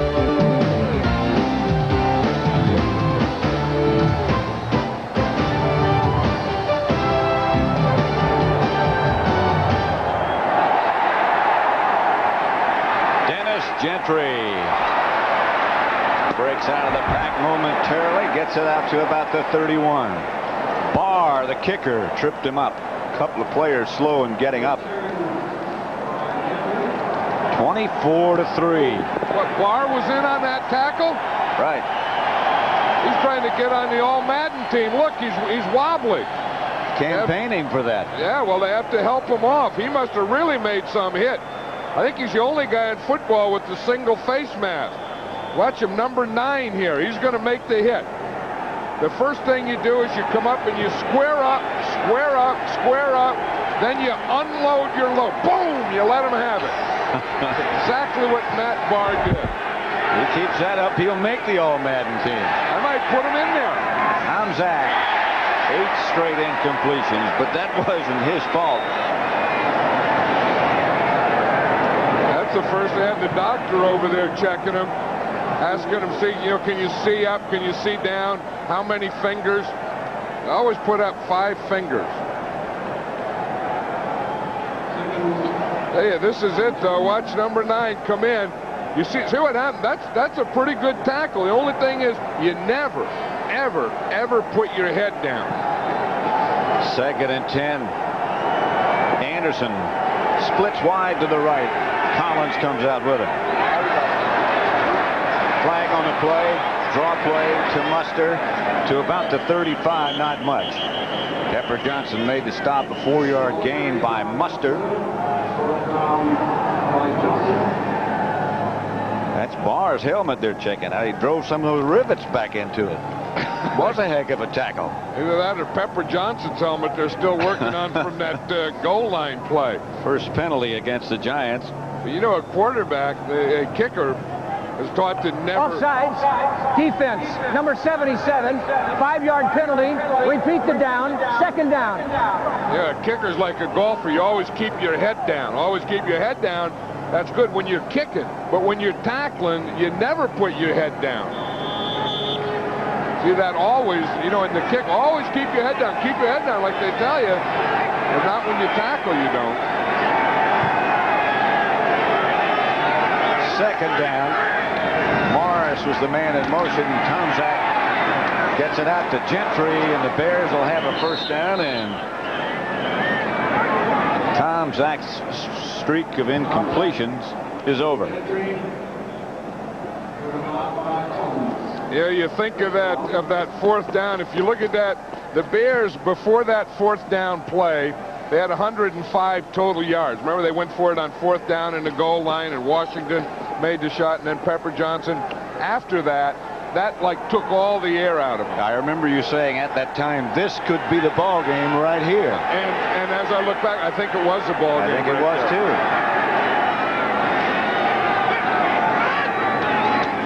Tomczak back to throw again. Wendell Davis to about the 27. Stopped by Jackson and Guyton. Pickup of 26.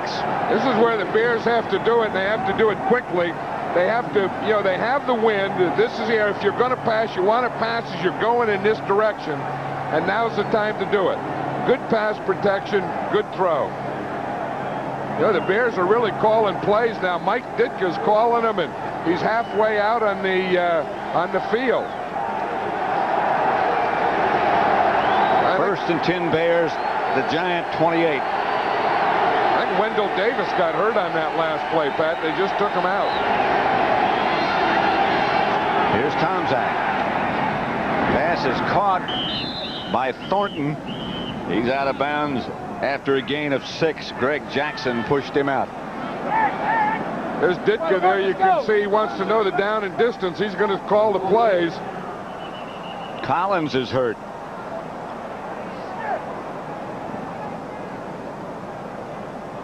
And down. He got up for a moment. Pepper Johnson called for help, but that's Collins down. Watch Mark Collins. He looks like right at the end of the play, he tries to pull up and he slips right on the sideline. Right ankle. The big 45, clock running in the 3rd quarter. Working on Mark Collins. 2nd and 4 Bears. Deep in Giant territory now. Tomczak gives to Anderson for a pickup of 3. They'll need a yard for a first. Stop by Pepper Johnson. Yeah, the Giants are still using that 4-man line, Pat, and I think that's the first rush that the Bears have had this second half, and they've really stopped them. I mean, they've really contained that running, and then of course when you get ahead, now the run's not going to do that much good. But I think the 4-man line not only surprised the Bears, but I think it's functioned very well. And it's made, perhaps, the Bears throw more than they wanted to. Here's Tomczak, flag on the play. Dumps it out to Anderson. Anderson inside the 10, out of bounds at the 7. The thing is, the Bears haven't had the ball a lot, but they just haven't gotten it in this man's hands enough. I mean, if the Bears have any chance offensively to do anything, it has to be in Neil Anderson's hands. I think the Giants might have had 12 men on the field.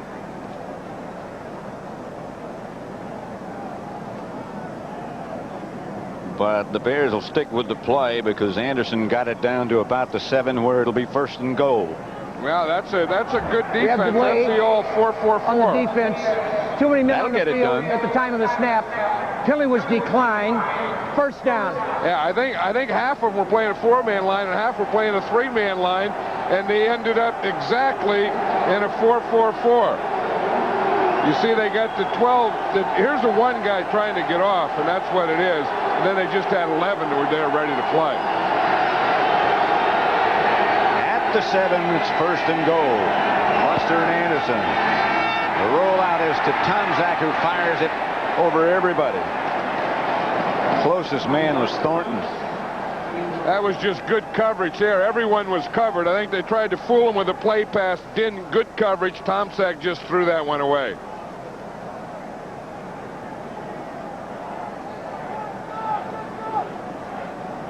That's Collins.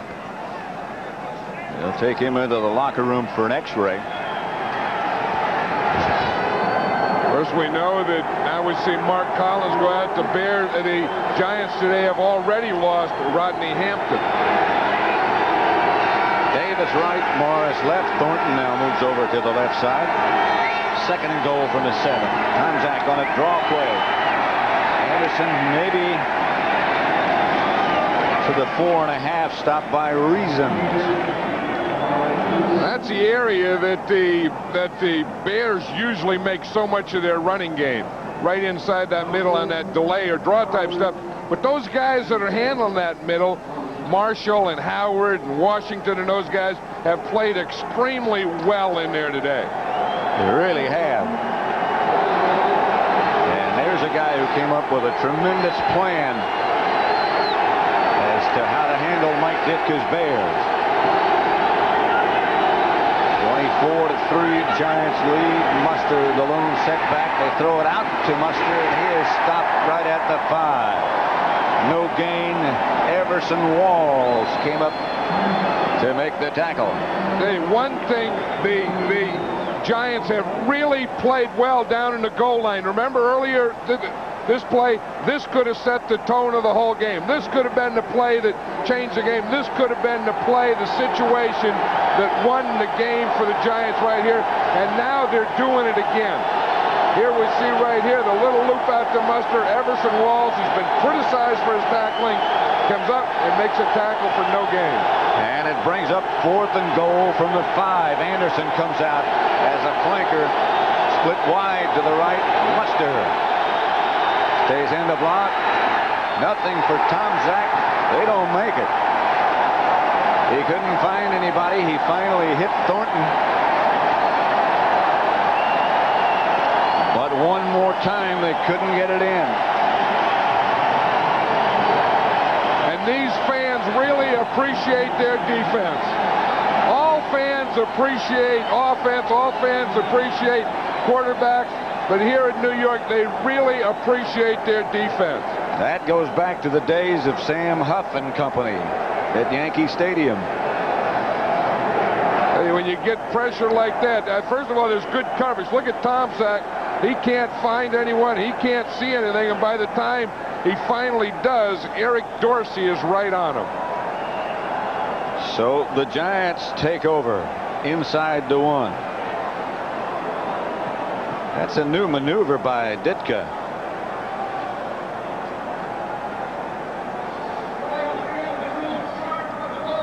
We had a replay. Play stands is called. Short of the goal line. Look at the pressure. Mike Tomczak started under the guard before that play. Eric Dorsey rolled into Tomczak just as he let it go. Giant ball. That's Carthon with it. He's hit right at the line. Struggle for perhaps a yard. Taken down by Singletary. But the clock continues. 5:25 left to play. Third quarter. Giants 24, Bears 3. There's a fired up group. I mean, they came out in the introduction and the pregame warm-up that Giant defense was fired up, and they have played that way all day. They've performed extremely well, and they've tackled very well. Otis Anderson this time, stopped by William Perry. 49ers looking on. The winner of this will play at Candlestick next Sunday. Yeah, they remember, I'm sure that both the 49ers and the Giants remember that last one. It was 7-3 back there in Candlestick on a Monday night game. That was a real war, and that was regular season. Imagine what a game like that will be for a championship. Two teams with the two best records. I guess it's only fitting. The Giants with a 24-3 lead now. They're trying to take as much time as they can. Even in the third quarter, they're running time off. That's Anderson. Broke a couple of tacklers. Got 7 yards and got a first down. Carrier and Armstrong. That stop for the Bears is what it's all about, Pat. You know, when you can do, I mean, there's a lot of runs that you can make around midfield, but when you can bring it off the goal line like O.J. Anderson did just there, that is something that bends you over backwards. The oldest active running back in the NFL. Today he looks like the youngest. He can still play on my team. This is Anderson again. To about the 18. Carrier made the stop. 6 yards for Otis. You know, Otis is the type of guy that, you know, he's been in the league 12 years, and he just seems to get better the more you give him the ball. I mean, if you only give him the ball 2 or 3 times a game, I mean, he doesn't do very much. When you just give him the ball and you pound him in there, and you pound him in there, you pound him, he really comes through for you.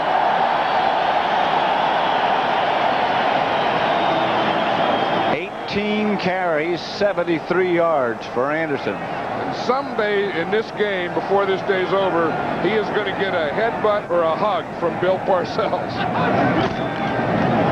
This is Tillman around left side, giving Anderson a breather for a first down and a gain of 6. Sean Gale made the stop. They are just wearing him down. And that's exactly what Bill Parcells wants to do. Just keep that clock going. Just wear them down. Just keep changing your running backs. Again, Rodney Hampton is out. They have lost him. They do not want to let the Bears have the ball. Just play keep away. They've been able to do it a couple of long drives from down deep in their own territory. And fourth down has been a real big story today. It really has. This is Tillman again. The slasher. Got perhaps 2. Reminder that coming up next on CBS Sports, following the NFL and the postgame show, St. John's against UConn. Big East battle in NCAA basketball. Luke Carnesecca's 10th ranked St. John Redmen travel to UConn to face the 9th ranked Huskies. That's right after the game and the postgame show. 2nd and 8.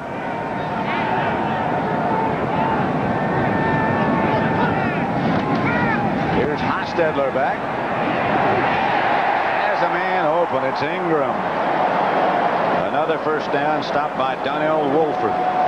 12-yard pickup. A guy who's really done a good job today, Pat, is Jumbo Elliott. I think someday he's going to be one of the best tackles in the league. Now, he's drawn Richard Dent, who is a good pass rusher, but here's Elliott.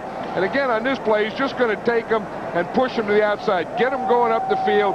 Just push him out beyond your quarterback. But I think when you talk about run blocking, pass protection, and everything, Jumbo Elliott has played a very, very solid game today. Tillman again, the deep back. First down, Giants. Hostetler will throw it. Or maybe he'll run it. He is down in the arms of Ron Cox. A loss of 7. You're wondering what that 91 on the front of the Bear jerseys is for in black. Fortunately, Fred Washington involved in an automobile accident earlier this year, not too long ago, as a matter of fact. Lost his life, and the Bears remember.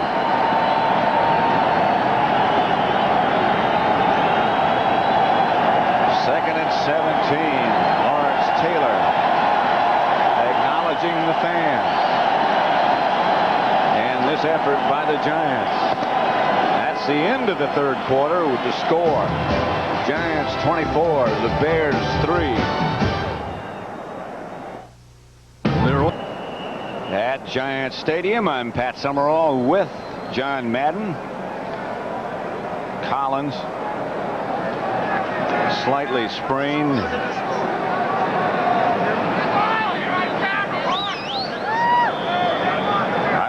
Gabriel is part of that Giant defense, I think. That's something. Okay. A guy plays and no one watches him, and he said, heck, I'll bring my own horn and blow it. Second and 17. Cross moving around, and Hostetler back to throw it. He got hit just as he let it go. Flag on the play. Singletary was on a blitz. You're going to see Singletary here. They know that they have to get the ball back. They're going after him. Singletary just comes on what they call a delayed blitz. No one gets him. Hostetler, when he turns to the left, the first thing he sees is Singletary, and he can't get it up over him. They call that one for grounding. I don't know. He looked like he was trying to throw it. On the offense, number 15 is a 10-yard penalty plus a loss of down. Loss of down is a big part of that one's third down. Opening seconds of the final quarter. Unless the Bears should tie it. Right now the Giants lead 24-3, third and 27. Meggett in the backfield with Hostetler. And the Bears show blitz. Don't come. Draw play to Meggett. Finally smothered by the Bears. Richard Dent, Dan Hampton also with an assist. You know where the Giants have done such a good job in ball control in this whole second half. The Bears have only had the ball one time, so you're down 24-3. You're trying to make a comeback, and the frustration of it is you just can't get the ball. It's hard to make the comeback when the other folks have got it. Landeta in the punt. Bailey back deep for the Bears. He returned 195 yards against Kansas City. And that won him the punt return championship for the year. And Dennis' kick was a good one. Bailey. The first man down. Guess who? Renee Thompson.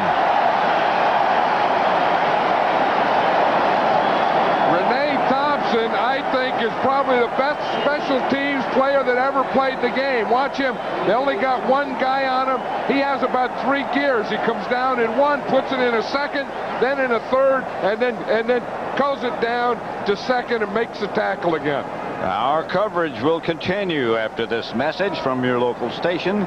You're watching the NFL on CBS. 24-3, the Giants over the Bears for the right to play the 49ers next week at Candlestick to see who goes to the Super Bowl. Buster was the lone setback. Pass incomplete, intended for Morris. And Hampton a little disgusted. There's a guy who's been a real warrior in this league, and I think right now he can see a career ending. He knows that this is going to be his last year, his last season, and of course when the Bears lose, it's his last game. A lot of people thought he shouldn't have come back this year, but he said, in fact, he told us in Chicago, when I came here, this was a pretty good house. It was pretty strong. Things seemed to be in order. And last year, I didn't like the way it looked, so I came back.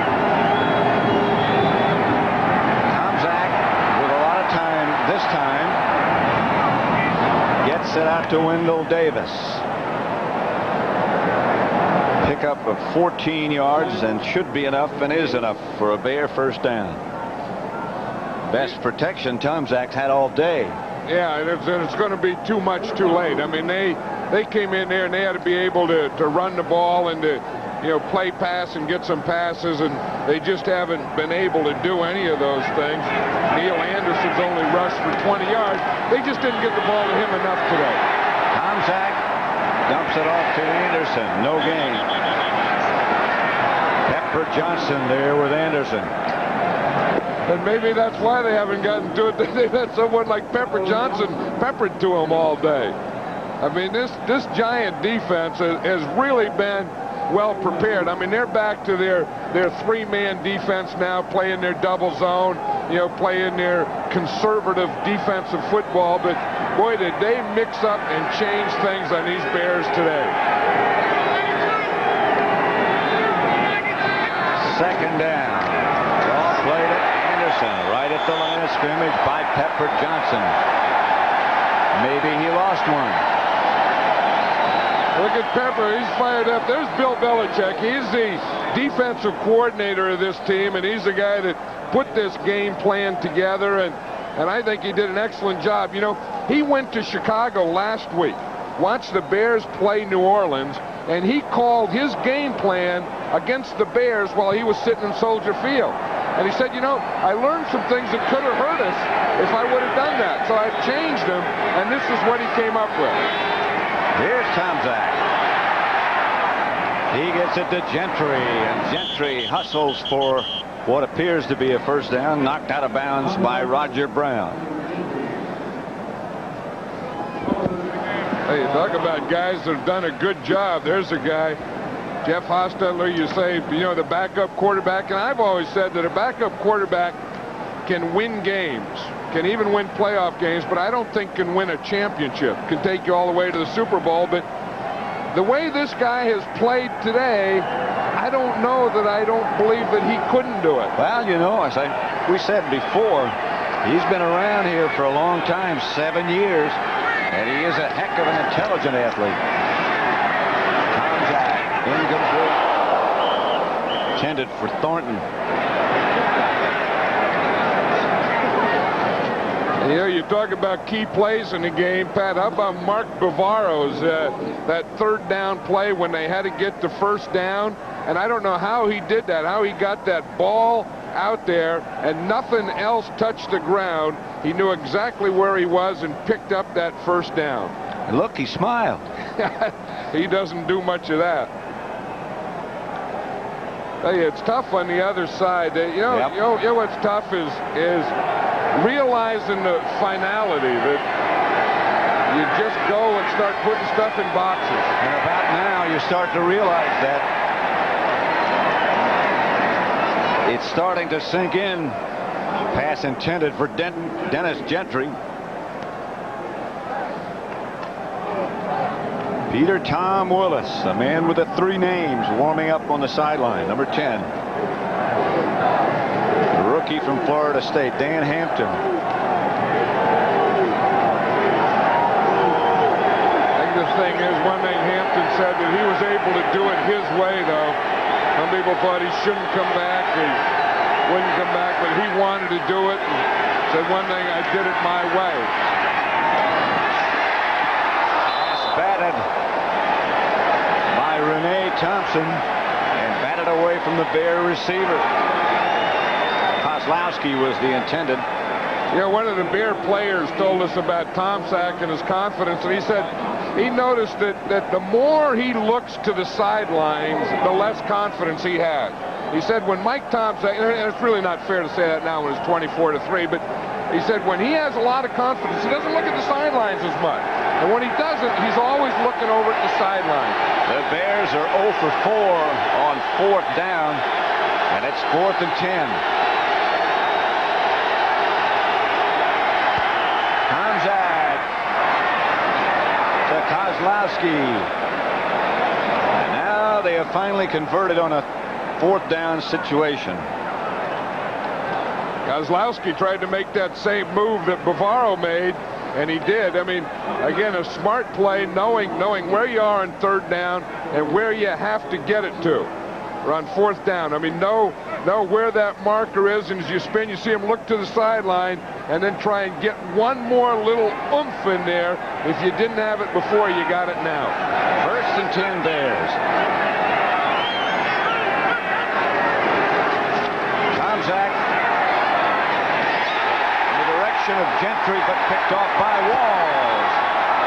Everson Walls still going. Walls.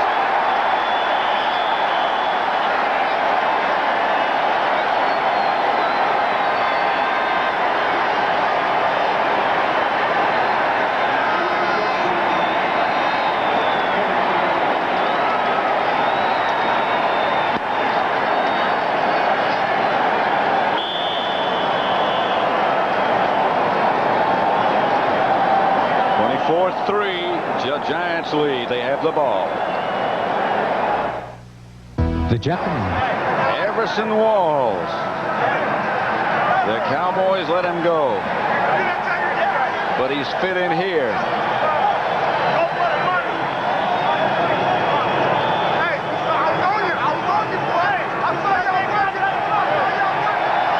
It's amazing after they make an interception how much they see. I was on you, I saw you, I did this, I did that. They have everything covered. On 1st down, it's Anderson for a couple. Stopped by Hampton. Watch the pressure. You see the first pressure that he got was from Pepper Johnson, and then he had to pull his hand down, and then when he throws the interception, he's still going to get it. They're still going after him. The first guy that got it was Pepper Johnson. The second guy that got him was Lawrence Taylor. When you wear a team number, you're a marked man, especially when you have QB after your name. 2nd and about 7 or 8. Anderson behind Carthon. Anderson again. Hit right at the line of scrimmage by William Perry. No advance. I tell you, if you run in there too many times on William Perry, you're going to have a lot of no advances. That's one thing that I was surprised that the Giants kept trying to do, is run right in there on that guy, because that's darn near an impossibility. I think just about everything else the Giants did today, they had success except that. 3rd and 8.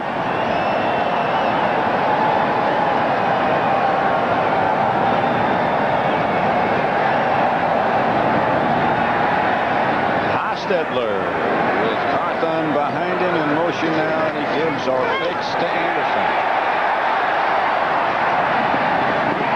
Hostetler dives close to the 1st down. That's close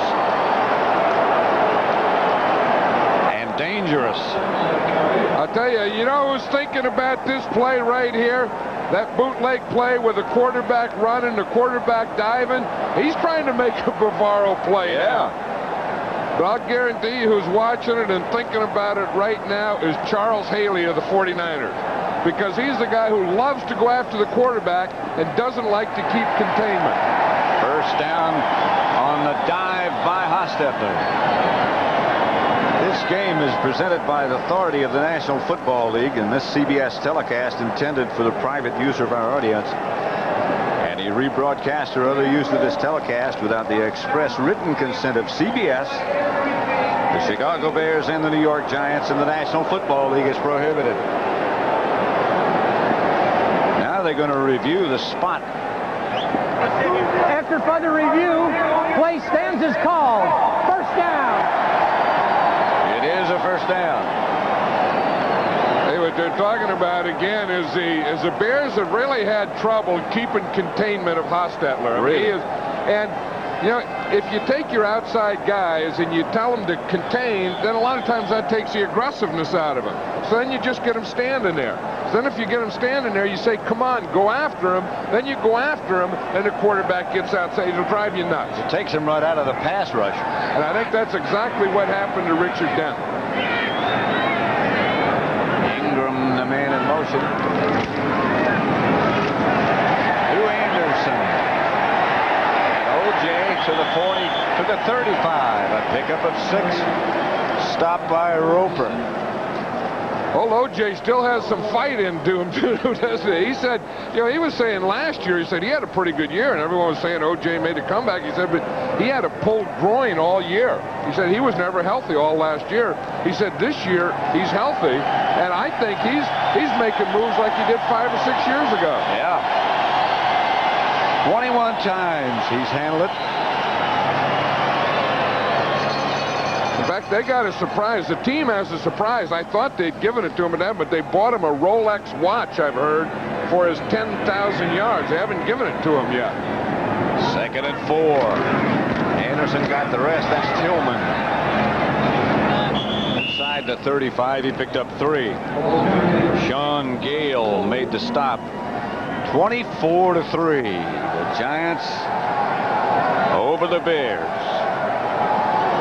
A sad end to that chapter.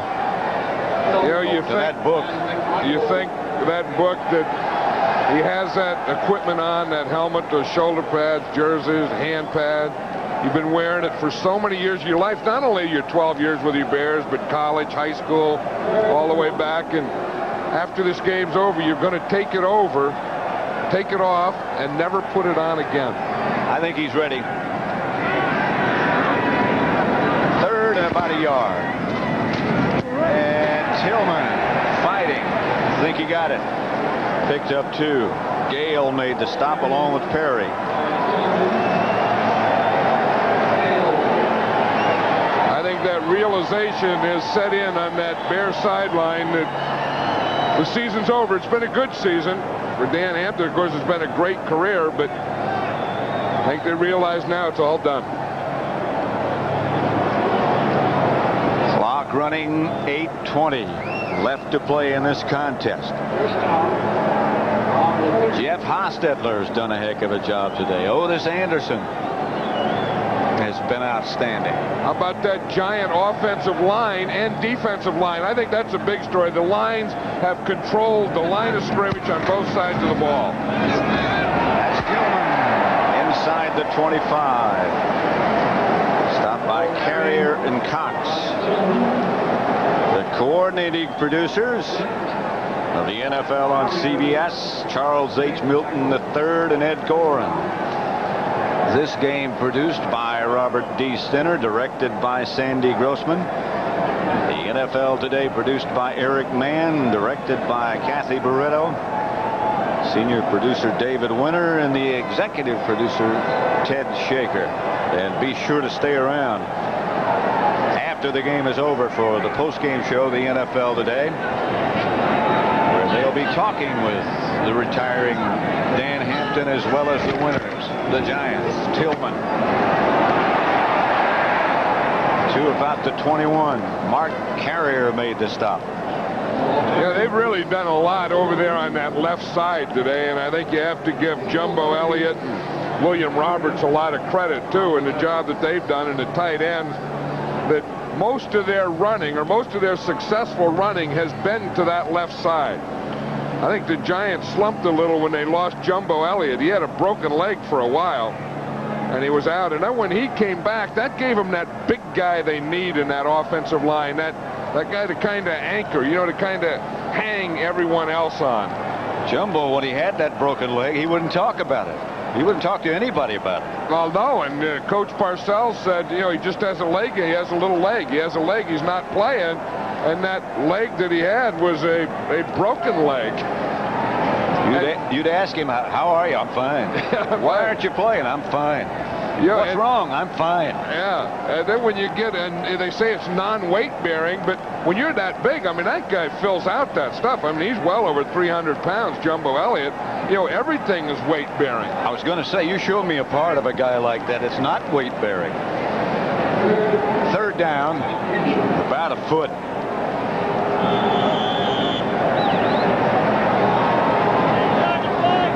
I like him. You know, he may not be a bad guy to put on the All-Madden tape. You know what I mean? I mean, a cold day, you come out there, your shirt sleeves, you have them short, you got to take on Dent, got to take on that tough Bear defense, you bang in there all day. That's not a bad choice. I like him. Your helmet looks like a skull cap. First down, Giants.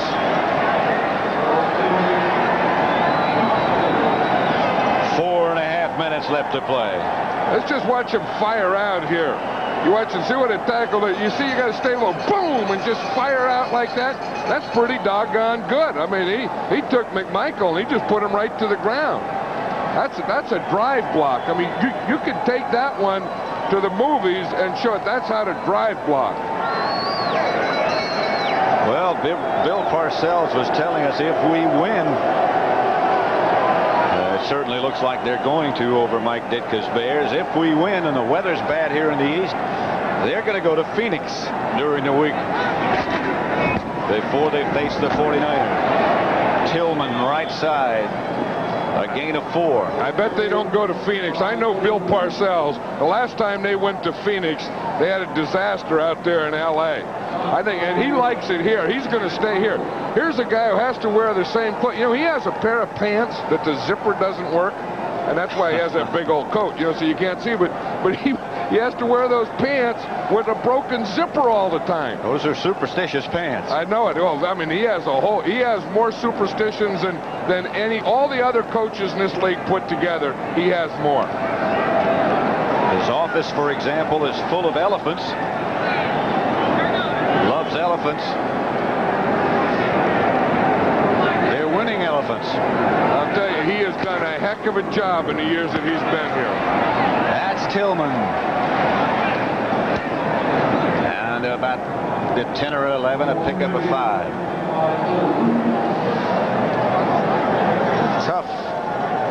Tough loss for Mike Ditka and the Bears. They just, as John Madden said, took a physical beating.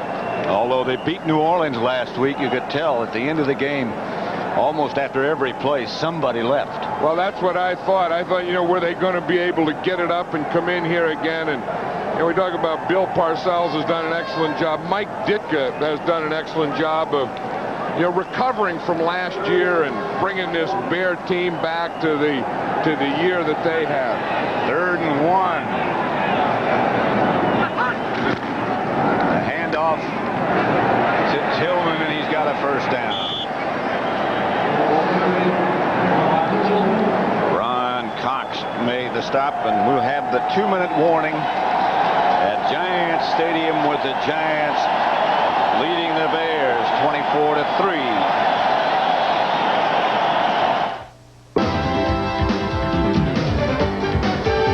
CBS Sports coverage of the National Football Conference Divisional Playoff game is sponsored by Chrysler, where luxury is engineered to give you the advantage. Purina, makers of a complete line of new nutritious dog foods. Purina, pet-tested, veterinarian recommended. And by Gillette Atra Plus System and Gillette Foamy, together the best a man can get.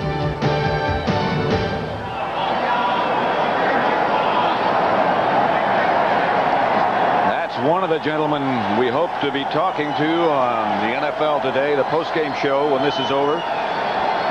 Dan Hampton, along with Bill Parcells, Jeff Hostetler. We hope. Matt Millen is standing by on the West Coast. It's Carthon to the 5. Matt Millen, of course, had a great year with the 49ers. Matt Millen is one guy who will understand what the word slobber knocker means. Time about Bears.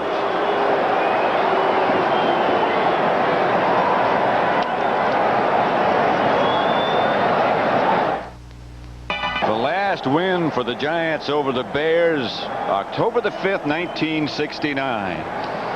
Bill Parcells was an assistant coach at West Point. Bobby Knight was the basketball coach. Rodney Hampton was 6 months old. Richard Nixon was the president. Dan Hampton. Back in the game. He wants to finish his career on the field. Carthon hammers over the left side. Stopped by Ryan. Yeah, I think it's fitting that Dan Hampton went back in and made the tackle on that play. He was on the sideline, and he didn't want to finish his career standing on the sideline. You know, if they're going to be in there, he wanted to go in and play it. If this is going to be his last game, he wants to go out playing. Well, it's been a wonderful career. An All-American at Arkansas. He's got a ranch down in Cabot, Arkansas. Wants to get into the broadcasting business. And he would do well.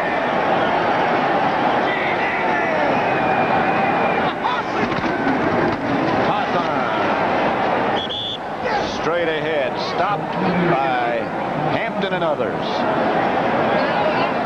Yeah, if he keeps playing like this, I think he's going to want another year. I mean, he's got down here in the goal line, and he's stuffed too. We saw him there. Watch him, 99. He's just standing that whole side straight up. There's just 99. They just run right into him. There's nothing there.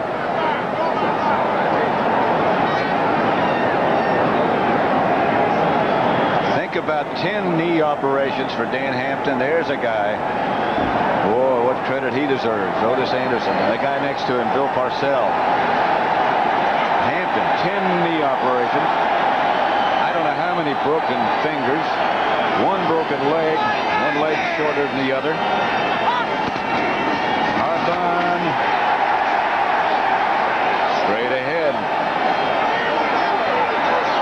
Touchdown.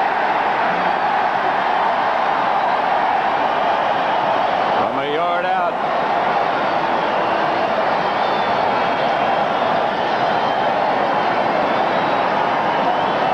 Maurice Carthon, the blocker. I think Bill Parcells just took a bath. Yeah, he did. They went back to the old bucket again, and then he got the headbutt from Pepper. They got all kinds of things going there in the sideline.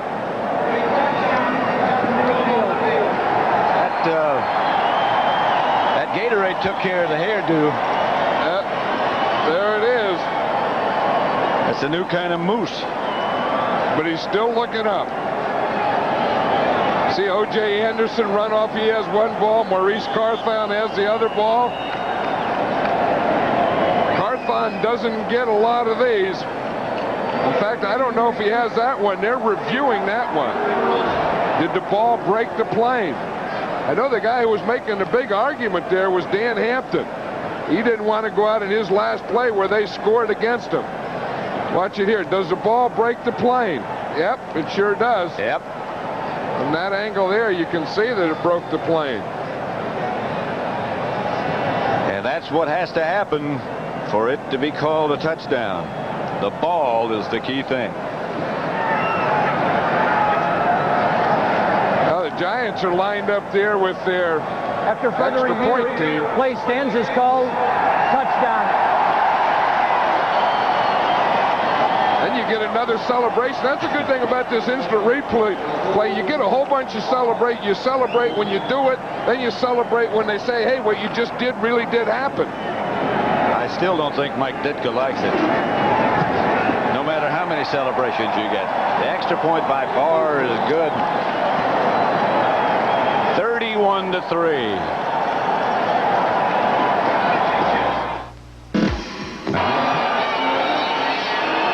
Next Sunday, the NFC Championship on CBS Sports beginning at 3:30 Eastern. It'll be a rematch between these Giants and the 49ers. And those Niners played the Giants in the most eagerly awaited game of the season earlier this year on Monday night. The game was physical, as Ronnie Lott demonstrated on Mark Bavaro, as the game's only touchdown was scored by John Taylor. That's next Sunday, starting with the NFL Today at 3:30 Eastern on CBS. Barr's kickoff is a bouncer. Stay with us. Again, a reminder. The Bears. The old Cal Stanford play. Where's the band?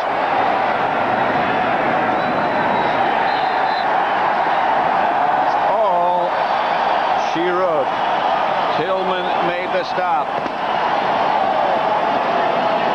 The Giants and the 49ers here on CBS next week at Candlestick. Jeff Hostetler, who had a great day. A disappointing last game for that man, Dan Hampton.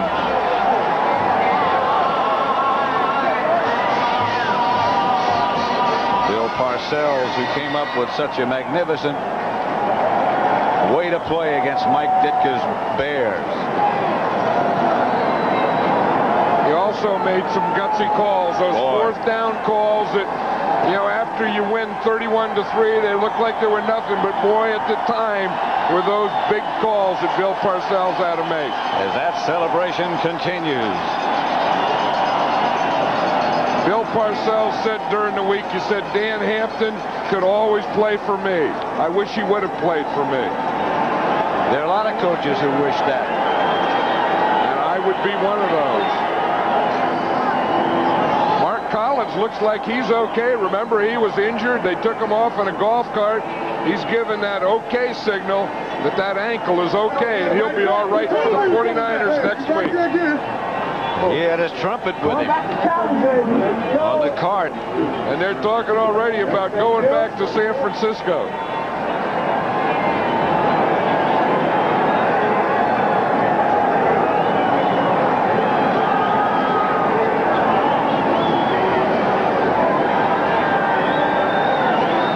Well, it's a slobber knocker when they're against each other, and after it's over, they forget all about it. That's Wellington Mara, president of the Giants, standing at the door to the locker room. Hey, baby. Hey, that four-man line of the Giants got him. Jeff Hostetler, here's his running, and the total dominance of both lines. Stay tuned for the NFL Today postgame show. Greg and Terry with Pat and Leslie taking you inside the locker rooms. Once again, the final score here at Giants Stadium, the Giants 31, the Bears 3. You've been watching CBS Sports coverage of the National Football League.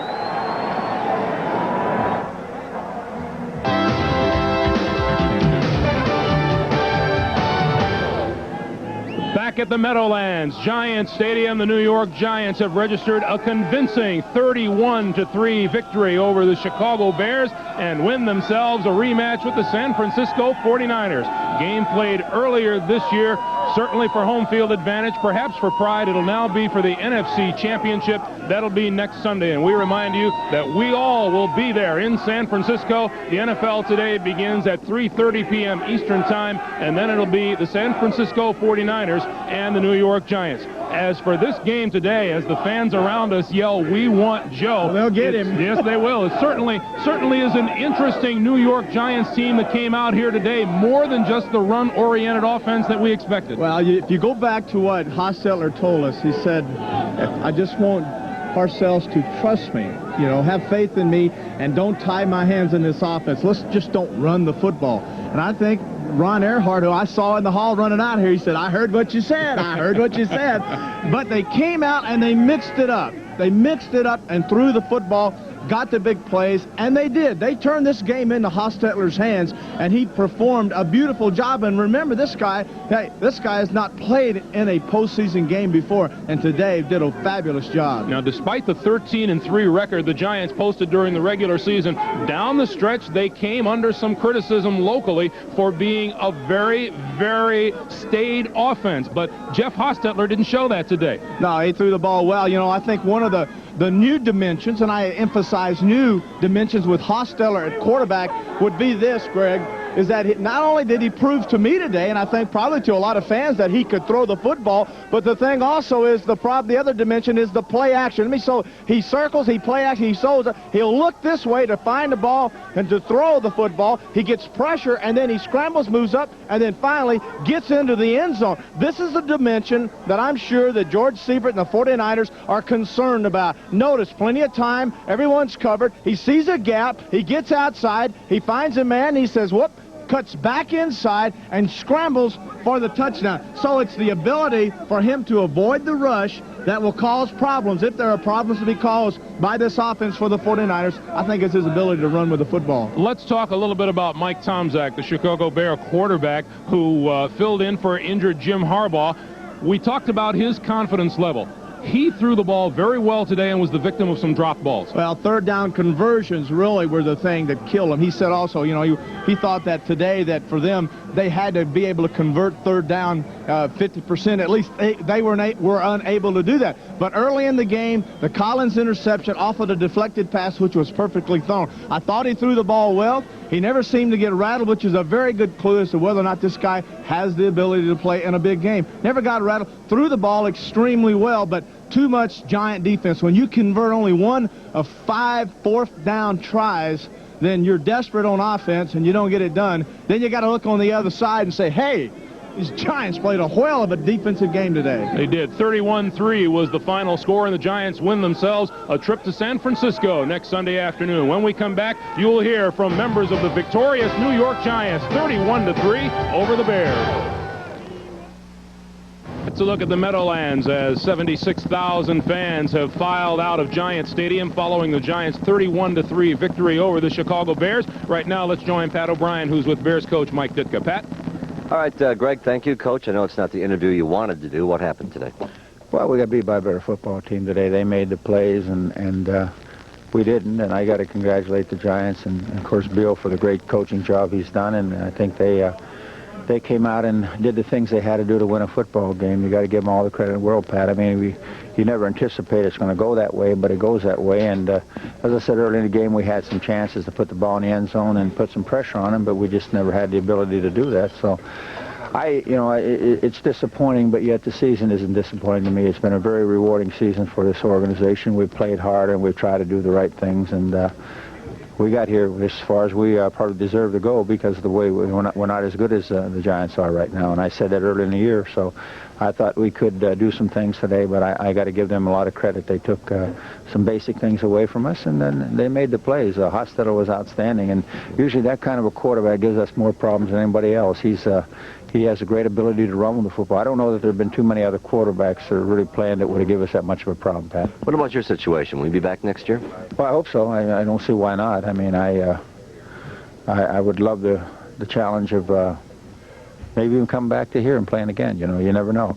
But I learned a long time ago when you have two teams play like this, one's a teacher, one's a student. We were the student today. Hopefully we learn well from this lesson. So we may not be saying goodbye to you, but we are saying goodbye to Dan Hampton. Any thoughts on his final game and on him? Well, Dan I think he's epitomized what this organization has tried to put on the field. People who play hard and give it everything he has. He's a great example for young people. He's played the game the way it's supposed to be played, and I'm proud of him. I'm proud of the year he had this year, contrary to some other people. But I'm glad he came back, and I'm glad he played such an important part for this football team. He's been a great leader for us and a great example for our young people. And besides that, he's played good football. He's been a coach's delight. I've had a lot of fun being associated with Dan, and maybe one of these days him and I can go out and have a nice 7-up together. Congratulations on a great season, Coach. Thank you. Let's go now over to Leslie Visser. V. Thanks, Pat. Over here with Coach Bill Parcells. Bill, who says the Giants are conservative? You turned into a mad scientist these last 2 weeks. Well, I think when you get in the playoffs, you have to try anything you can to give your team some impetus. So we mixed it up pretty well. I was really pleased with Hostetler, and I think he did really a good job executing what we were trying to do. So I have to be happy and look forward to playing next week. What were the deciding factors, you think, in this game? Well, I think we were able to control the ball fairly well and got our running game going a little bit in the second quarter. And our defense was close to making, big plays throughout the first period. It just didn't, go that way. But at that goal line stand gave us a little impetus, and and we got an interception in the second half, so that helps. Well, you're 60 minutes from Tampa Bay, but you have to go through San Francisco. What are your thoughts this time around?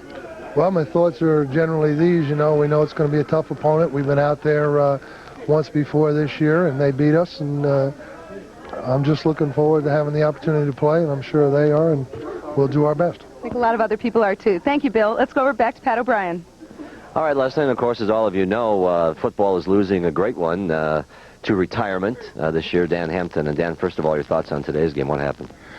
Well, unfortunately, when we got the ball down in close on offense, we didn't convert it into 7 points, and that's tough. But defensively, we played pretty well, except on fourth down. Usually third down is a telltale down in football, and today was fourth. I think every time they got in fourth and yards or 6 or 8 or 1 yard, they converted it and kept the drive alive. And you got to take your hat off to them. Their backs ran hard. Their linemen did what they had to do, and that little quarterback, he's a little rabbit. He got outside on us a couple of times and really hurt us. On your 12-year career, I know it's hard to reflect on all of it. Do you have a singular reflection you can give us?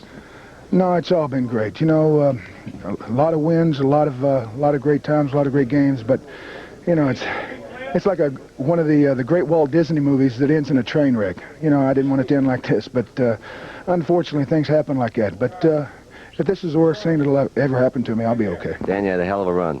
I did too. I enjoyed it, and I appreciate the Bears for giving me the opportunity. Good luck to you. Thank you. Greg and Terry. All right, Pat, we had our congratulations to Dan Hampton, too, on a great, great career.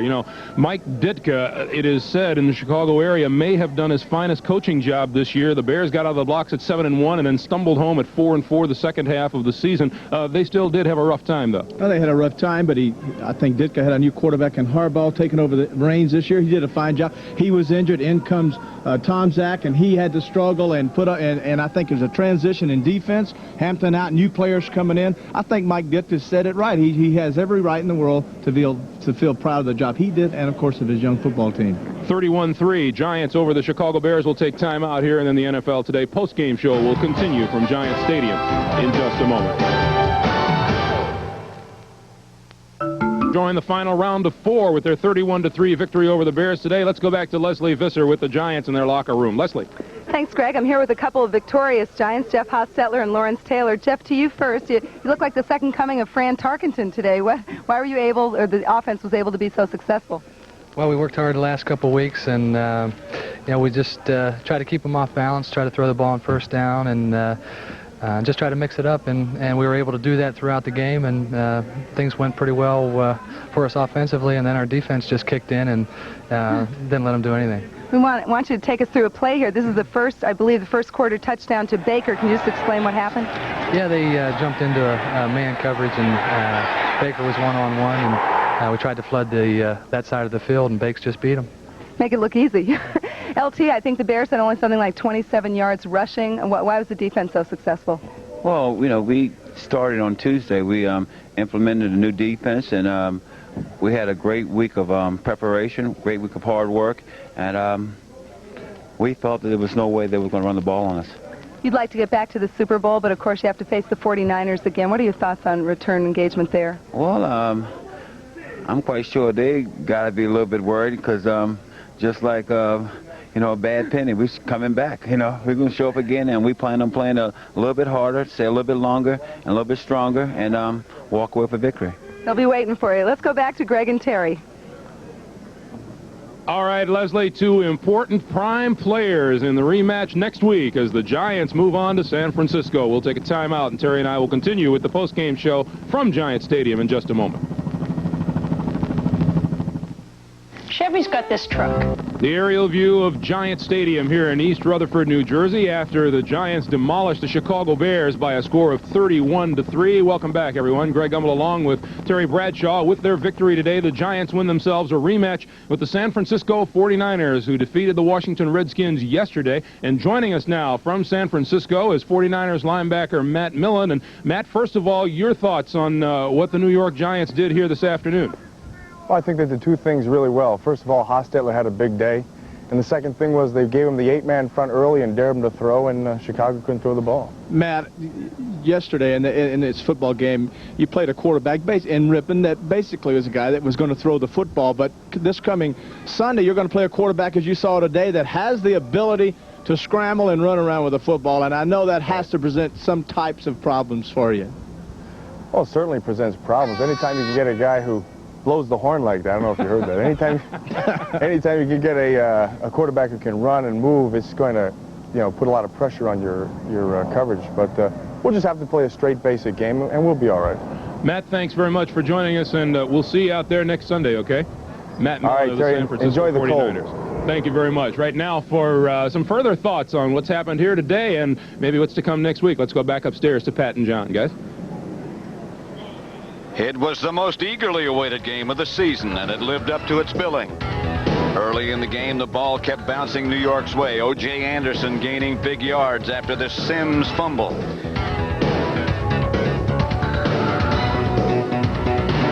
And then a completion to Stephen Baker after a ball bounced off the hands of Rodney Hampton. But the Giants could not get into the end zone. The game was physical. This Ronnie Lott hit on Mark Bavaro will be talked about for years to come. John Taylor beat Mark Collins for the only touchdown of the game as the Giant defense was stingy as well. The game went down to the wire, and trailing 7-3 with 4 minutes left, Bill Parcells elected to go for it on 4th down. The pass was broken up, and San Francisco won it 7-3. And John Madden is here with me, but he won't be long because John will be headed west right after the game. And the game, of course, is over, and John will be leaving in a few minutes.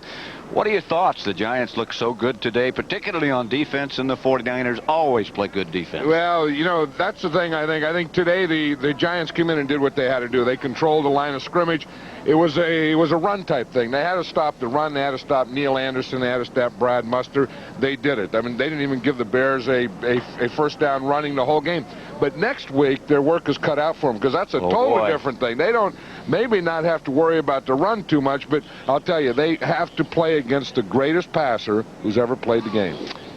Well, it'll be a study in contrast at quarterback, but the game should be very, very interesting. Now let's go back to Greg Gumbel.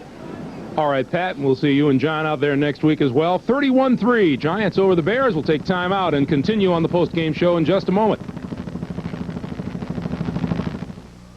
And the Bears 3. I want to remind you, tonight on CBS, tune in for the CBS News Magazine 60 Minutes, followed by the CBS Sunday movie Witness, and then Designing Women. And we'll all see you 1 week from now at Candlestick Park, where the San Francisco 49ers will host the Giants in the NFC Championship. Our coverage begins with the NFL today at 3:30 Eastern Time. Right now, stay tuned for NCAA basketball. The road to the Final Four continues. St. John's at Connecticut. For all of us at CBS Sports, I'm Greg Gumbel. So long from Giant Stadium.